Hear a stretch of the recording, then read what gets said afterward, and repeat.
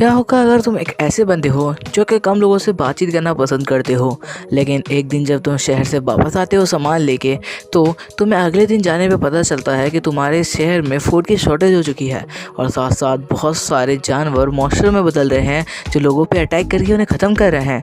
और इसी बीच में तुम्हारे सिस्टम अपेयर हो जो कि तुम्हारे मरने के बाद अपेयर हो और तुम एक प्लेयर की तरह वापस से उसी दुनिया में जन्म दे दे, लेकिन जिस बॉडी में तुम थे उसी बॉडी में। और उसके बाद वो तुम्हें बहुत सारे सीड प्रोवाइड करे जिसे तुम फार्मिंग करके खाना उगा सकते हो। पूरे वर्ल्ड में तुम अकेले ऐसे बंदे हो जो खाना उगा सकते हो क्योंकि तुम्हारे पास अनलिमिटेड सीड है जो तुम खरीद सकते हो सिस्टम से। तो क्या होगा ये देखने के लिए तुम्हें ये मानवा पूरा देखना होगा। तो इसी के लिए चलो इस मानवा को स्टार्ट करते हैं। इस मानवा में वो सारी चीज़ें हैं जो तुम्हें चाहिए होगी एक मानवा को इंस्ट्रक्शन बनाने के लिए। तो कहानी के स्टार्ट में हम देखते हैं एक लड़के को जिसका नाम फ्रैंक था और यहाँ पर वो ग्रोसरी का कुछ सामान खरीद रहा था और यहाँ पर वो अपने ज़रूरत के सारा सामान ले लेता है और जिसके बाद वो अपनी गाड़ी के पास आ जाता है। यहाँ पर वो अपनी गाड़ी में सारा का सारा सामान पैक कर रहा था। हमें पता चलता है कि वो एक पहाड़ी इलाके में रहता है, तो बहुत दिनों पे इधर आता है सामान खरीदने के लिए अपने ज़रूरत का। तभी हम देखते हैं एक जानवर को जो कि उसकी गाड़ी के साइड से गुजरता है और एकदम से आके उसे टकरा जाता है। यहाँ पर फ्रैंक का एक्सीडेंट हो गया था उस जानवर के साथ। यहाँ पर वो बहुत शौक होता है क्योंकि वो जब देखता है कि वो शिप अभी तक जिंदा है और यहाँ पर वो टक्कर बहुत ज़्यादा खतरनाक थी जिस वजह से शिप के सर में भी बहुत ज़्यादा चोट आई हुई थी। यहाँ पे वो हैरान था ये देखने के बाद वो अभी तक जिंदा है और वापस से उठती है और वो शिप उसके साइड गाड़ी के साइड से होके निकलने लगती है। ये देखने के बाद फ्रैंक बहुत ज़्यादा हैरान था और कहने लगता है कि यहाँ पर बहुत ज़्यादा कुछ अजीब हो रहा है क्योंकि ग्रोसरी स्टोर में भी बहुत कम लोग थे। जिसके बाद हम देखते हैं कि वो पहाड़ पर पहुँचता है जहाँ पे उसका घर था। वो अपना सामान उतार ही रहा होता है कि तभी उसकी बहन और उसके दो डॉग आते हैं। एक का नाम जैक है और दूसरे का नाम ब्लैकी। आई होप तुम समझ गए किसका नाम ब्लैकी है। तभी हम देखते हैं एना नाम की उसकी बहन उसे कहने लगती है कि भाई आप सारा सामान ले आए, मैं आपकी मदद करूंगी। जिसके बाद हम देखते हैं कि वो दोनों सामान उठाकर वहाँ से जाने लगते हैं और उसके डॉग भी आसपास उनके घूम रहे होते हैं। यहाँ पे फ्रैंक अपनी बहन को बोल रहा होता है कि तुम आराम से खाना खा सकते हो। जिसके बाद वो अपने गर्लफ्रेंड से फ़ोन करने की कोशिश करता है लेकिन वो फ़ोन नहीं उठाती। जिसके बाद हम देखते हैं उसकी बहन एक तरफ इशारा करते हुए कहती है कि आखिर भैया बाहर क्या चल रहा है। तभी हम देखते हैं कि यहाँ पर फ्रैंक कहता है कि तुम यहीं पर बैठो, मुझे देख के आन दो कि आखिर यहाँ पर चल क्या रहा है क्योंकि मुझे बहुत कुछ सस्पिशियस लग रहा था। तभी हम देखते हैं वो खिड़की से बाहर देखने जाता है। तभी यहाँ पे उसका एक जो लैंप होता है वो टूट जाता है। इसी के साथ बहुत ज़्यादा ठंड बढ़ जाती है। एना कहने लगती है अपने भाई से कि आखिर यहाँ पर ठंड क्यों हो रही है। तभी हम देखते हैं कि फ्रैंक बाहर की तरफ देखता है जहाँ पे बर्फ़ गिर रही होती है और ये बहुत ज़्यादा ही अजीब सीन था क्योंकि यहाँ पर भी तो धूप थी। तभी हम देखते हैं कि वो यहाँ पर अपने ठंडी के कपड़े पहनता है और बाहर निकल के आता है जहाँ पर हम देखते हैं वो बहुत मुश्किल से यहाँ पर टिक रहा था। तभी हमें दिखाया जाता है कि उसे एक प्लेनेट दिखने लगता है जो कि ब्लू कलर का था और ये देख के वो बहुत ज़्यादा शॉक होता है कि आखिर उसे क्या दिखाई दे रहा है। वो बिल्कुल भी समझ नहीं पा रहा होता कि आखिर चल क्या रहा है आसपास। और तभी हम देखते हैं ब्लैकी को जो बहुत तेज़ी से गुर्राने लगता है। ये देखने के बाद वो बहुत ज़्यादा हैरान होता है और कहता है अभी से क्या हो रहा है। तभी हम देखते हैं वो यहाँ से भागना शुरू कर देता है। उसे लग रहा होता है कि उसके पीछे कोई आ रहा है। जब वो भागने लगता है तब हम देखते हैं कि उसके पीछे एक बुल और साथ साथ एक वुल्फ भाग रहा था। तभी हम देखते हैं ब्लैकी भी उसकी मदद करने आ जाता है और फ्रैंक यहाँ पे किस तरीके से उसे बचने की कोशिश करता है। तभी उसे वहाँ पे अपना हथियार दिखता है जिसके बाद वो वहाँ पर पहुँचता है। दूसरी तरफ ब्लैकी पीट रहा होता है क्योंकि वो यहाँ पर फ्रैंक को बचाने की कोशिश कर रहा था। तभी यहाँ पे बो और एरो के साथ फ्रैंक तैयार हो जाता है और उसके ऊपर निशाना लगाने लगता है।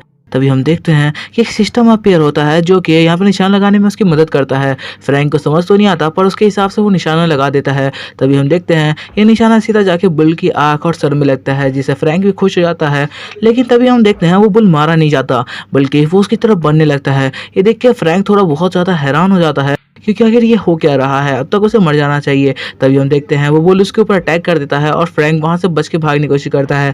तभी उसके सामने सिस्टम अपीयर होता है और कहता है बचने का कोई भी फायदा नहीं है, तुम्हें उसके ऊपर अटैक करना चाहिए। तभी हम देखते हैं कि वो बुल आके डायरेक्ट यहाँ पे फ्रैंक को अटैक कर देता है और ये डायरेक्ट हिट की वजह से फ्रैंक लगातार पीछे खिसकता जाता है। एक साथ ब्लैकी उसके पास दौड़ता हुआ आता है और यहाँ पे उसका कपड़ा पकड़ के खींचने लगता है क्योंकि ब्लैकी उसे साइन देना चाहता था कि अभी यहाँ पर जो एना है वो खतरे में है। फ्रैंक समझ नहीं पा रहा होता कि आखिर यहाँ पर ब्लैकी क्या कहना चाहता है।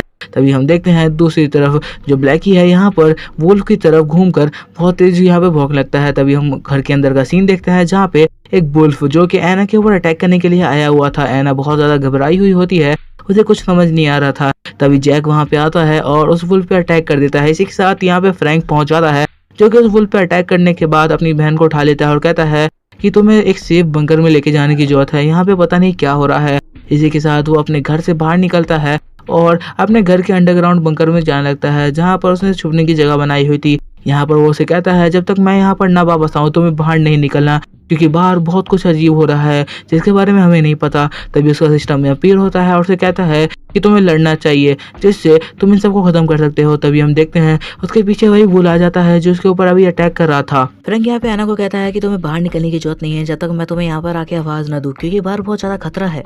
तभी हम देखते हैं कि जैक उसके ऊपर अटैक कर देता है, जिस वजह से यहाँ पे फ्रैंक घायल हो जाता है। और फ्रैंक के घायल होने के बाद जो जैक है वो वापस उसके पीछे आ जाता है, लेकिन तभी वहाँ पे ब्लैक ही अपीयर होता है। दूसरी तरफ एना यहाँ पे रो रो के कह रही होती है कि मुझे बाहर देखना है। दूसरी तरफ ब्लैक की जैक को रोकने की कोशिश कर रहा होता है और फ्रैंक यहाँ से भाग रहा होता है, क्योंकि फ्रैंक को यहाँ पे अटैक लग चुका था और साथ साथ जो बुल था वो उसके ऊपर अटैक करने के लिए आगे बढ़ने लगता है। तभी हम देखते हैं कि यहाँ पे जो फ्रैंक है उसे एक एक्स मिल जाता है जो कि वहीं पे रखा हुआ था, जिसे देखने के बाद वो उसे उठा लेता है और यहाँ पे वो बुल के ऊपर अटैक करने के लिए खड़ा हो जाता है। यहाँ पे वो पूरी तरीके से तैयार था ताकि बुल आए और वो उसके ऊपर अटैक करते। तभी हम देखते हैं बुल आके टकराता है एक पेड़ से, क्योंकि यहाँ पे उसने डॉज कर लिया था। फ्रैंक बहुत मुश्किल से यहाँ पे बुल को डॉज करके भागा था और तभी हम देखते हैं वो उसकी गर्दन पे यहाँ पे अटैक करने वाला होता है और यहाँ पे बुल काँप रहा होता है। यहाँ पे फ्रैंक के पास मौका था कि उसको अटैक करके ख़त्म कर दे, लेकिन तभी पीछे से जैक आता है और उसके ऊपर अटैक कर देता है, जिस वजह से जो फ्रैंक है उसका यहाँ पर कंसंट्रेशन बिगड़ता है और साथ साथ जो बुल है उसके ऊपर अटैक कर देता है। दोनों के एक साथ अटैक की वजह से यहाँ पर फ्रैंक झेल नहीं पाता और वो वहीं पे बेहोश हो जाता है। जहाँ पे दूसरी तरफ हमें उसके सिस्टम के बारे में बताया जाता है जो कहता है कि यहाँ पे फ्रैंक मारा जा चुका है। इसी के साथ दोनों सिंह जो फ्रैंक के पेट के आर पार हो चुके हैं। फ्रैंक को समझ आ जाता है कि वो यहीं पे मारा जा चुका है। तभी वो अपने आप को एक गहरे समुद्र में महसूस करता है जो जहाँ पर वो लगातार नीचे गिरता ही जा रहा है और वो नीचे गिरते हुए रुक नहीं पा रहा। और तभी हम देखते हैं कि वापस से उसकी आँख खुलती है और कहता है कि आखिर ये क्या हुआ। तभी हम देखते हैं कि उसके पेट के अंदर लगी हुई दोनों सींग, जिसका चोट था वो पूरी तरह से हील हो चुका था। फ्रैंक कह रहा होता है मेरे कपड़े फटे हुए हैं, इसका मतलब वो चोट तो मुझे लगी थी और यहाँ पे मेरा ब्लड भी है। मुझे समझ नहीं आ रहा कि आखिर वहाँ पर हुआ क्या था जब मैं बेहोश हो गया था। और यहाँ पर थोड़ा सा रुक के याद करने की कोशिश करता है कि जब वो बेहोश हुआ तो यहाँ पे आखिर हुआ क्या था। तभी हम देखते हैं जैसे वो बेहोश हुआ था तभी उसके अंदर कुछ पावर्स आ गई थी, जिस वजह से उसने यहाँ पे सबको तबाह कर दिया। और यहाँ पे अभी भी सोच रहा होता है कि आखिर यहाँ पे हुआ क्या था और चारों तरफ का सीन देख के बहुत हैरान था, क्योंकि जो बुल था उसका गला कट चुका था और साथ साथ तभी उसको याद आने लगता है कि आखिर अभी कुछ देर पहले क्या हुआ था। उसे याद आता है कि उसकी जो पावर से अंदर की वो अपीयर हो गई थी और इसी के साथ उसने अपनी पूरी पावर के साथ उन दोनों पे अटैक कर दिया, जिस वजह से उसने एक ही पंच के साथ जो जैक था उसको बहुत दूर फेंक दिया, जिस वजह से जो जैक है वो बहुत दूर जाके गिरा हुआ था और उसने बुल को एक ही अपने हाथ से ही उसके गर्दन को अलग कर दिया, जिसकी वजह से जो बुल है वो वहीं पे मारा गया। ये सोचते हुए बहुत ज़्यादा हैरान होता है और कहता है ऐसा नहीं हो सकता, ये मेरी यादें नहीं हो सकती। और तभी वो अपनी यादों से वापस आ जाता है और कहता है कि नहीं, मुझे नहीं लगता कि मेरे हाथ में जो एक्स था उससे मैंने उसे इतनी आसानी से ख़त्म कर दिया। और यहाँ पर वो चीख रहा होता है क्योंकि वो समझ नहीं पा रहा होता कि आखिर यहाँ पे चल क्या रहा है। तभी हम देखते हैं कि उसके सामने वापस से सिस्टम अपीयर होता है और उसे बताने की कोशिश करता है कि आखिर यहाँ पे चल क्या रहा है। वो यहाँ पे बताता है कि यहाँ पर ज़ॉम्बीज़ आना शुरू हो चुके हैं, यहाँ पर बाकी कहानी जैसा नहीं होने वाला, तो तुम फिक्र मत करो। इसी के साथ हम देखते हैं जो सिस्टम है वो कहने लगता है कि तुम ऐसे यहाँ पे एक प्लेयर की तरह काम करोगे, तुम्हें एक प्लेयर बन के रहना है और तुम्हें वो सारी चीज़ प्रोवाइड की जाएगी जो गेम में एक प्लेयर को प्रोवाइड की जाती है। यहाँ पे हम देखते हैं कि फ्रैंक आता है जैक के पास, जहाँ पे जैक की हालत बहुत ख़राब थी। फ्रैंक समझ चुका था कि जैक के साथ ज़रूर कुछ ना कुछ गलत हुआ है, वरना वो कभी भी मुझ पर अटैक नहीं करता। इसी के साथ वो यहाँ पर जैक को उठा लेता है और कहता है कि मुझे इसे ठीक करना होगा और मुझे पता है कि एना बहुत ज़्यादा नाराज़ होगी अगर मैंने इसे ठीक करने की कोशिश भी ना की। इसके बाद हम देखते हैं वो बंकर के अंदर आ जाता है, जहाँ पर वो लाइट जला के अंदर जा रहा होता है चारों तरफ ढूंढते हुए एना को। तभी हम देखते हैं कि वो लाइट चालू करता है और इसी के साथ वो देखता है जो एना है वो वहाँ पर दिख नहीं रही है। वो बहुत ज़्यादा ही डर जाता है ये सोचते हुए कि आखिर उसके साथ क्या हुआ होगा। तभी वो देखता है कि एना का पैर एक गेट से बाहर आ रहा है। वो दौड़ता हुआ जाता है कि आखिर वहाँ पे क्या हुआ। वो डर चुका था कि कहीं उसके ऊपर अटैक तो नहीं हुआ। तभी हम देखते हैं वो बेहोश पड़ी थी। ये देख के वो बहुत ज़्यादा घबरा जाता है और यहाँ पे सिस्टम से पूछने लगता है कि आखिर एना के साथ हुआ क्या है। तभी हम देखते हैं कि सिस्टम उसे कहता है कि एना के साथ कुछ भी नहीं हुआ है, वो बस सो रही है। ये सुनने के बाद यहाँ पे जो फ्रैंक था वो बहुत ज़्यादा खुश था। एना की आँख खुलती है और कहती है कि भाई आप आ गए, आखिर बाहर हुआ क्या था। तभी हम देखते हैं फ्रैंक ने उसे वापस से सुला दिया है, ये कहते हुए कि बाहर कुछ भी नहीं हुआ था। और इसी के साथ ऐना वहाँ पर सो चुकी होती है। ऐना को सोता हुआ देख के वो अपना सिस्टम चेक करने लगता है और कहता है मुझे चेक करना होगा कि आखिर यहाँ पर चारों तरफ चल क्या रहा है। इसी के साथ वो देखता है कि यहाँ पे वो सामान खरीद सकता है और बेच सकता है, लेकिन उसके लिए उसे कॉइन की ज़रूरत पड़ेगी। और साथ साथ यहाँ पे ज़्यादा सामान जो है वो यहाँ पर रोबोट्स और साथ साथ अटैकिंग चीज़ है और कुछ सीड्स हैं जिसकी वजह से वो फल उगा सकता है। यहाँ पे उन सीड्स का प्राइस बहुत ज़्यादा है क्योंकि वो सीड्स लोगों को प्योरीफाई कर सकती है। और इसके बाद वो सोचने लगता है कि आखिर इनका प्राइस इतना ज़्यादा हाई क्यों है। मैंने तो अभी सिस्टम से 1 रुपये भी नहीं कमाया, इस सिस्टम के करेंसी तो मेरे पास है ही नहीं, आखिर मैं उसे किस तरह ठीक करूँगा। तभी वो जैक की तरफ देख के सोचता है मुझे लगता है ये सिस्टम मेरी मदद कर सकता है जैक को ठीक करने के लिए, और शायद इस वजह से ऐना मुझसे ज़्यादा नाराज़ भी ना हो। इसके साथ वो सिस्टम को चेक करने लगता है। तभी वो अब बाहर जाता है और अपने पूरे घर को जला देता है। और वो सोच रहा होता है कि मुझे पता है कि इसको जलाना ज़्यादा अच्छा रहेगा क्योंकि अब इसका कोई भी फ़ायदा नहीं है, हमारे ऊपर लगातार इस वजह से अटैक होते रहेंगे, मुझे बंकर में ही जाके रहना चाहिए। तभी हम देखते हैं उसके सीक्रेट रूम को जहाँ पे बहुत सारे वेपन रखे हुए थे जो कि मिलिट्री वेपन्स थे। उनमें से कुछ वेपन्स जो यहाँ पर फ्रैंक है उठा लेता है और कहता है मुझे इसकी ज़रूरत पड़ेगी, मुझे बाहर जाके चेक करना होगा कि जो मेरी जो गर्लफ्रेंड है आखिर वो कॉल क्यों नहीं उठा रही, आखिर इन लोगों के साथ हुआ क्या है। और इसी के साथ वो एक वॉकी टॉकी जो अपनी ऐना के साथ में डाल देता है और कहता है ऐना को कि तुम्हें ध्यान रखना होगा, तभी कुछ प्रॉब्लम हो तो उसके ऊपर कॉल लगा देना। जिसके बाद हम देखते हैं वो अपनी गाड़ी में बैठता है और बाहर की तरफ निकल जाता है। यहाँ पे हम देखते हैं वो रास्ते में जा रहा होता है, तभी उसके ऊपर कुछ गोलियाँ चलती है। वो यहाँ पे हैरान होता है कि आखिर हो क्या रहा है, और यहाँ पे बचते हुए यहाँ पर खड़ा हो जाता है। तभी हम देखते हैं एक मिलिट्री की गाड़ी जो उसके सामने आके रुकती है और कहते हैं कि आखिर अंदर कौन है, बाहर आ जाओ। तभी हम देखते हैं फ्रैंक बहुत मुश्किल से गाड़ी को स्टॉप करता है और कहता है कि अंदर मैं बैठा हुआ हूँ। यहाँ पे वो मिलिट्री का बंदा उसे देख के थोड़ा हैरान था क्योंकि वो बिल्कुल ठीक था। यहाँ पे वो फ्रैंक को कहता है कि बाहर आने के लिए। जब वो फ्रैंक को पूरी तरीके से देख लेता है कि वो बिल्कुल ठीक है, उसको कोई भी प्रॉब्लम नहीं है, तभी बंदा वॉकी टॉकी उठाता है और अपने एक ऑफिसर से कहता है कि यहाँ पे सब कुछ सेफ़ है, उस बंदे पे कोई भी प्रॉब्लम नहीं है, तो हम वापस आ रहे हैं और साथ साथ यहाँ पे कोई भी प्रॉब्लम नहीं है। यहाँ पे फ्रैंक सोच रहा होता है कि जोर शहर में कुछ ना कुछ हुआ है, और यहाँ पे वो ऑफिसर कहने लगता है कि लड़के तुम्हें वापस चले जाना चाहिए जहाँ से तुम आए हो, क्योंकि शहर में बहुत ज़्यादा ही यहाँ पर घमासान युद्ध हो रहा है, लोग एक दूसरे को मारने पर तुले हुए हैं, और मुझे लगता है तुम्हें यहाँ से बच के भागना चाहिए क्योंकि यहाँ पर बहुत ज़्यादा फूड की शॉर्टेज हो चुकी है, क्या पता यहाँ पर तुम भी मारे जाओ इसी चक्कर में। तभी हम देखते हैं दूसरी तरफ मिलिट्री के हेलीकॉप्टर वहाँ पे दूर दूर तक उड़ रहे होते हैं ताकि वो यहाँ पे लोगों की सेफ्टी करवाएं। दूसरी तरफ फ्रैंक अपनी गाड़ी में बैठा हुआ आगे बढ़ रहा होता है अपनी फियांसे के जो यहाँ पर घर होता है उसकी तरफ। तभी वो देखता है शहर में बहुत ज़्यादा ही धुआं मचा हुआ है, चारों तरफ लोग एक दूसरे को मार रहे हैं क्योंकि फूड की शॉर्टेज हो चुकी है। इस वजह से किसी के पास खाना नहीं है ठीक से, सब एक दूसरे को मार पीट के खाना ले रहे हैं, और कुछ लोग जो यहाँ पर घायल हो चुके हैं उन्हें यहाँ पर मेडिकल में ले जाया जा रहा है। ये सब देखते हुए बहुत ज़्यादा ही यहाँ पर डिसअपॉइंट होता है और कहता है कहीं ऐसा नहीं कि उसको भी चोट आई हो। इसके बाद हम देखते हैं कि वो ये सब सोचते हुए काँपने लगता है और कहता है नहीं, मुझे ये सब नहीं सोचना चाहिए, वो ठीक होगी। इसी के साथ वो आगे बढ़ता है जहाँ पर हम देखते हैं कि जिस ग्रोसरी स्टोर से अभी उसने कुछ देर पहले सामान लिया था वो यहाँ पर भीड़ लग चुकी है। यहाँ पे पुलिस सबको कह रही होती है कि सब अपनी जगह पे आराम से रहो, सबको धीरे धीरे खाना मिलेगा, किसी को लड़ाई करने की जरूरत नहीं है। जहाँ पर हम दूसरी तरफ देखते हैं कि सारे के सारे लोग खाने के लिए लड़ाई कर रहे होते हैं। यहाँ पे बहुत ज़्यादा अफरा तफरी का माहौल था और चारों तरफ लड़ाई चल रही थी क्योंकि सबको खाना चाहिए था और सब इसके लिए एक दूसरे को मारने को तैयार थे। यहाँ तक कि एक एप्पल के लिए सब एक दूसरे की जान ले रहे थे। फ्रैंक ये सब देख के बहुत ज़्यादा ही हैरान था कि आखिर चल क्या रहा है। तभी हम देखते हैं कि फ्रैंक की गाड़ी के सामने एक गाड़ी आके रुकती है, जिस वजह से फ्रैंक अपनी गाड़ी को किसी तरीके से मोड़ते हुए रोकने की कोशिश करता है। जहाँ पर हम देखते हैं कि एक बंदा जो कि उसके सामने धीरे धीरे चल के आता है एक थैली के साथ सामान लेके। यहाँ पर वो फ्रैंक की गाड़ी को बोलता है कि रुको, यहीं पर रुको। जिसके बाद हम देखते हैं कि फ्रैंक अपनी गाड़ी को रोक देता है और यहाँ पे अपना मिरर ऑन करता है। तभी हम देखते हैं कि उसके मिरर नीचे होते ही वो अपना कुछ खाना देता है और कहता है फ्रैंक को, इसके बदले में तुम मुझे ये गाड़ी और कुछ सामान दे सकते हो, मैं तुम्हें खाना दूंगा। फ्रैंक कहता है कि तुम जैसे लोगों को एक बारे में समझ नहीं आता, और यहाँ पे वो गुस्सा होता कहता है कि सारी डील्स अपने पास ही रखो। इसी के साथ फ्रैंक जो मिरर है बंद करने लगता है तो अंदर गुस्सा हो जाता है। फ्रैंक को यहाँ पे गुस्सा आ चुका था क्योंकि वो जानता था कि किस तरीके के बंदे हैं, ये सब गैंग में काम करते हैं। तभी वो अपनी गन निकाल के उसकी तरफ कर देता है और कहता है तुम्हें एक बार में समझ नहीं आता क्या तुम मरने के बाद ही यहाँ से जाना चाहते हो। और ये सब वो बहुत ज़्यादा गुस्से में कह रहा था, जिस वजह से वो बंदा घबरा जाता है और उससे माफ़ी मांगते हुए वहाँ से चला जाता है। फ्रैंक को पता था ये लोग अलायंस में काम करते हैं और लोग को फूड के नाम पे यहाँ पे पकड़ लेते हैं, उनका सामान छीनते हैं। यहाँ पे वो अपने फियांसे के घर पे पहुँचता है जहाँ पर हम देखते हैं वो घर का नॉक करता है। यहाँ पे दरवाज़ा नॉक करने के बाद भी कुछ रिस्पॉन्स नहीं आता तो वो यहाँ पे घर की चाबी निकालता है और उसके बाद रूम खोलने लगता है। जब वो रूम खोलता है तो यहाँ पे उसे कुछ भी समझ नहीं आता क्योंकि चारों तरफ बिल्कुल अंधेरा था। यहाँ पे दूर-दूर तक कोई नहीं था और ये सब देख के वो बहुत ज़्यादा हैरान था। उसे लगता है कि आखिर यहाँ पे हुआ क्या होगा और आखिर वो कहाँ जा कहाँ सकती है। तभी हम देखते हैं उसकी कुछ बुक्स वहाँ पे अजीब तरीके से सेट थी। तभी वहाँ पे कुछ मिलता है जहाँ पे डीएनए के बारे में लिखा हुआ था और साथ-साथ यहाँ पे पर्ची पे कुछ चीज़ें लिखी हुई थी। जो पढ़ने के बाद वो समझ नहीं पाता कि आखिर यहाँ पे हो क्या रहा है। पर वो इतना समझ चुका था कि यहाँ से उसकी जो यहाँ पे फियांसे है वो बाहर जा चुकी है किसी प्रॉब्लम की वजह से। दूसरी तरफ हम देखते हैं उसके घर का सीन, जहाँ पर हम देखते हैं कि यहाँ पर जो ऐना है वो शांति से घर में बैठी हुई है।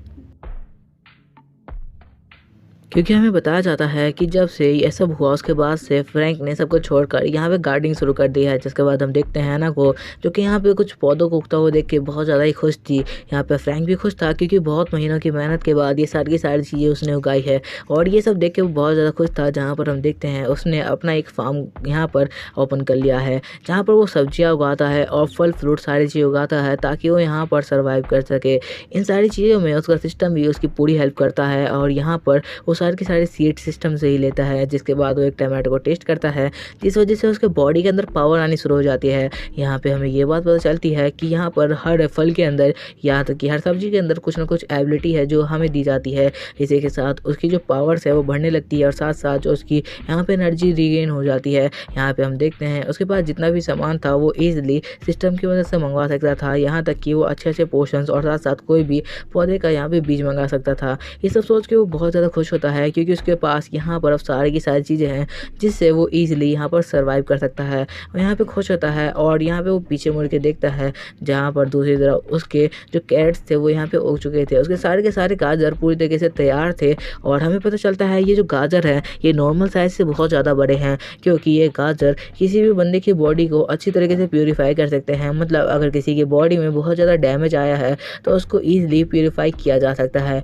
दूसरी तरफ हम देखते हैं कि उसने कुछ यहाँ पर सामान रख रखा होता है ताकि वो यहाँ पे कुछ जानवरों को पाल सके। दूसरी तरफ हम देखते हैं वो अपने सिस्टम में चेक करने लगता है कि आखिर अभी उसके पास क्या क्या है। तभी यहाँ पे सिस्टम उसे बहुत सारी सब्जियाँ उगाने के बदले में एक रोबोट गिफ्ट करता है, जो कि रोबोट उसकी बहुत ज़्यादा मदद करेगा उन सारे के सारे काम में जो कि वो चाहता है। ये देखने के बाद यहाँ पे फ्रैंक थोड़ा डिसअपॉइंट था क्योंकि वो सोच रहा था मुझे चाहिए था कुछ अच्छा सा बड़ा रोबोट जो मेरी हेल्प कर सके। वो छोटा रोबोट कहता है, हे बडी तुम सोच क्या रहे हो मेरे बारे में। यहाँ पे फ्रैंक सोच रहा होता है ये तो किसी काम का नहीं है और इसे सुनने के बाद वो गुस्सा हो जाता है क्योंकि वो यहाँ पर उसका रीड कर सकता था माइंड। तभी हम देखते हैं वो अपनी ताकत दिखाता है और इसी के साथ वो वहाँ से उसके हाथ से उछलता है और वो अपने यहाँ पर नुकीले पंजों से बहुत सारी जगहों के घास काट देता है। ये देखने के बाद फ्रैंक समझ चुका था कि ये छोटा रोबोट बहुत ज़्यादा ही ताकतवर है और साथ साथ बहुत ज़्यादा काम आने वाला है उसके, क्योंकि सिस्टम में असल में उसे प्रोवाइड किया है तो कुछ ना कुछ अच्छा होगा। तभी हम देखते हैं वो चिकन पका के लाता है अपनी बहन के सामने। ये देखने के बाद वहाँ पर जो ब्लैकी है और साथ साथ ऐना वो बहुत ज़्यादा खुश हो जाते हैं क्योंकि बहुत दिनों के बाद उन्हें एक खाने को मिलने वाला था। तभी हम देखते हैं जो ब्लैकी है यहाँ पे ऐना का गाल चाट लगता है और वो उसको सामान मांग रहा होता है। ऐना यहाँ पर कह रही होती है कि जैक कब तक ठीक हो जाएगा। ये सुनने के बाद फ्रैंक कहने लगता है कि उसे ज़्यादा टाइम नहीं लगने वाला है, उसकी तुम फिक्र मत करो, मैं उसे जल्द से जल्द ठीक करने की कोशिश करूँगा और उसके लिए हम ज़रूर मेडिसिन ढूंढ लेंगे। अभी यहाँ पर फ्रैंक यहाँ पर ऐना को सारी बात समझा ही रहा होता है। तभी उन लोगों को कोई आवाज़ सुनाई देती है। यहाँ पर ब्लैक की और यहाँ तक कि ऐना सब यहाँ दूसरी तरफ देखने लगते हैं जहाँ से आवाज़ आ रही थी। यहाँ पे वो समझ नहीं पा रहे थे आवाज़ किसकी है। जहाँ पर दूसरी तरफ यहाँ पे फ्रैंक बाहर जाता है और वो यहाँ पर देखता है कि एक ओल्ड मैन जो कि उसके गेट पर आया हुआ है जो उससे हेल्प मांग रहा है। फ्रैंक उसे कहता है कि हमारे पास खुद कुछ खाने को नहीं है। यहाँ पर वो ओल्ड मैन कहता है कि मेरे बेटे की हालत बहुत ज़्यादा ख़राब है तो मैं सिटी में लड़ाई करके खाना नहीं छीन सकता। और साथ साथ वो यहाँ पे कहता है कि उसके पास मेडिकल के खर्चे भी नहीं तो उसे कुछ खाने की तो ज़रूरत है। यहाँ पे फ्रैंक उसे कहता है कि उसके पास ज़्यादा खाना तो नहीं पर वो कोशिश करेगा कि वो कुछ तो उसके लिए लाए। यहाँ पे वो ओल्ड मैन उससे बहुत ज़्यादा रिक्वेस्ट कहता है कि वो प्लीज़ उसके लिए कुछ खाना दे दे। जिसके बाद हम देखते हैं कि जो फ्रैंक है वो कहता है कि ठीक है मैं आपके लिए कुछ करने की जो कोशिश करूँगा। जिसके बाद हम देखते हैं कि फ्रैंक अंदर जाता है जहाँ से वो कुछ सामान लेके आता है जिसे देख के वो ओल्ड मैन बहुत ज़्यादा खुश था। यहाँ पे फ्रैंक उन्हें ये सामान देते हुए कहता है कि मैं आपसे ये सामान दे तो रहा हूँ पर मुझे यकीन है कि आप इस जगह का पता किसी को भी नहीं बताएंगे क्योंकि मैं नहीं चाहता मेरे ऊपर कोई प्रॉब्लम आए। तो वो ओल्ड मैन कहते हैं कि मैं ज़रूर इसके बारे में किसी को नहीं बताऊंगा तो मैं प्रॉब्लम नहीं होगी। जिसके बाद वो ओल्ड मैन वो खाना लेके शांति से वहाँ से चला जाता है और फ्रैंक कहता है मुझे यकीन है वो ओल्ड मैन झूठ तो नहीं बोल रहा था। इसके बाद हम देखते हैं कि फ्रैंक रात के वक्त में अपनी गाड़ी लेके उस ओल्ड मैन के घर की तरफ निकल जाता है क्योंकि उसके जो कैरेट थे वो किसी भी बॉडी को हील कर सकते थे अगर उस पर चोट है तो। वो वहाँ पर जाता है बिल्डिंग के आसपास जहाँ यहाँ पे उसका घर ढूँढने लगता है। जिसके बाद हम देखते हैं कि उसके साथ-साथ यहाँ पे ऐना भी आई हुई थी और साथ-साथ ब्लैकी भी, जहाँ पर वो यहाँ पर खड़ा हुआ था और यहाँ पे वो कैरेट्स निकाल लेता है और कुछ खाने का और भी सामान, ताकि वो उस ओल्ड मैन को दे सके। दूसरी तरफ उसे कुछ आवाज़ें आने लगती है। जब वो ध्यान देता है तो एक आवाज़ ये घर से आ रही थी, जहाँ पर ओल्ड मैन और उसके बेटे रहते थे। जहाँ पे ओल्ड मैन के बेटे की जो तबीयत थी वो बहुत ज़्यादा ही ख़राब थी। उसके मुँह से लगातार ब्लड आ रहा था और ऐसा लग रहा था वो बच नहीं पाएगा, क्योंकि डॉक्टर्स ने भी उसका यहाँ पर तबीयत बोल दी थी कि अब बिल्कुल भी ख़राब हो चुकी है। जिसके बाद हम देखते हैं ये सारी की सारी चीज़ें एन और फ्रैंक देख रहे थे। फ्रैंक कहता है हमें जल्द से जल्द उसके लिए कुछ करना होगा, वरना वो यहीं पे मारा जाएगा।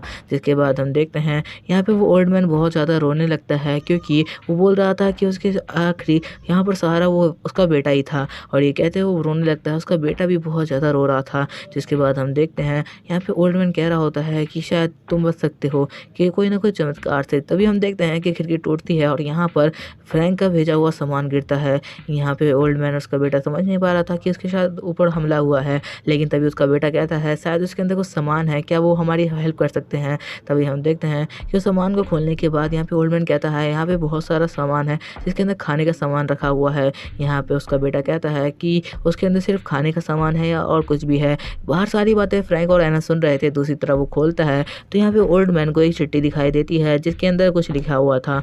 जब वो उसको ध्यान से पढ़ता है तो उसके अंदर लिखा हुआ था कि इस कैरेट को अपने बेटे को खिला दो, जिससे उसकी तबीयत पूरी तरह से ठीक हो जाएगी। ओल्ड मैन को एक मजाक लगता है और उसे लगता है कि इस वक्त में भी कोई उसके साथ मजाक कर रहा है, लेकिन उसका बेटा कहता है कि मेरा ये आखिरी वक्त है, अगर उसे मैं नहीं खाता तो भी मैं मारा जाऊंगा, अगर खा लूँ तो भी मारा ही जाऊंगा, अगर ऐसा है तो मुझे खाने दो। यहाँ पे ओल्ड मैन कहता है कि वो उसे खाने देगा। जिसके बाद हम देखते हैं ओल्ड मैन अपने बेटे को खिलाने लगता है, जिस वजह से उसके बेटे की जो बॉडी है वो बहुत ज़्यादा पेन में चली जाती है। यहाँ पे वो चीखते हुए काँप रहा होता है और तभी वो उठ के बहुत ज़्यादा खून की उल्टी करने लगता है।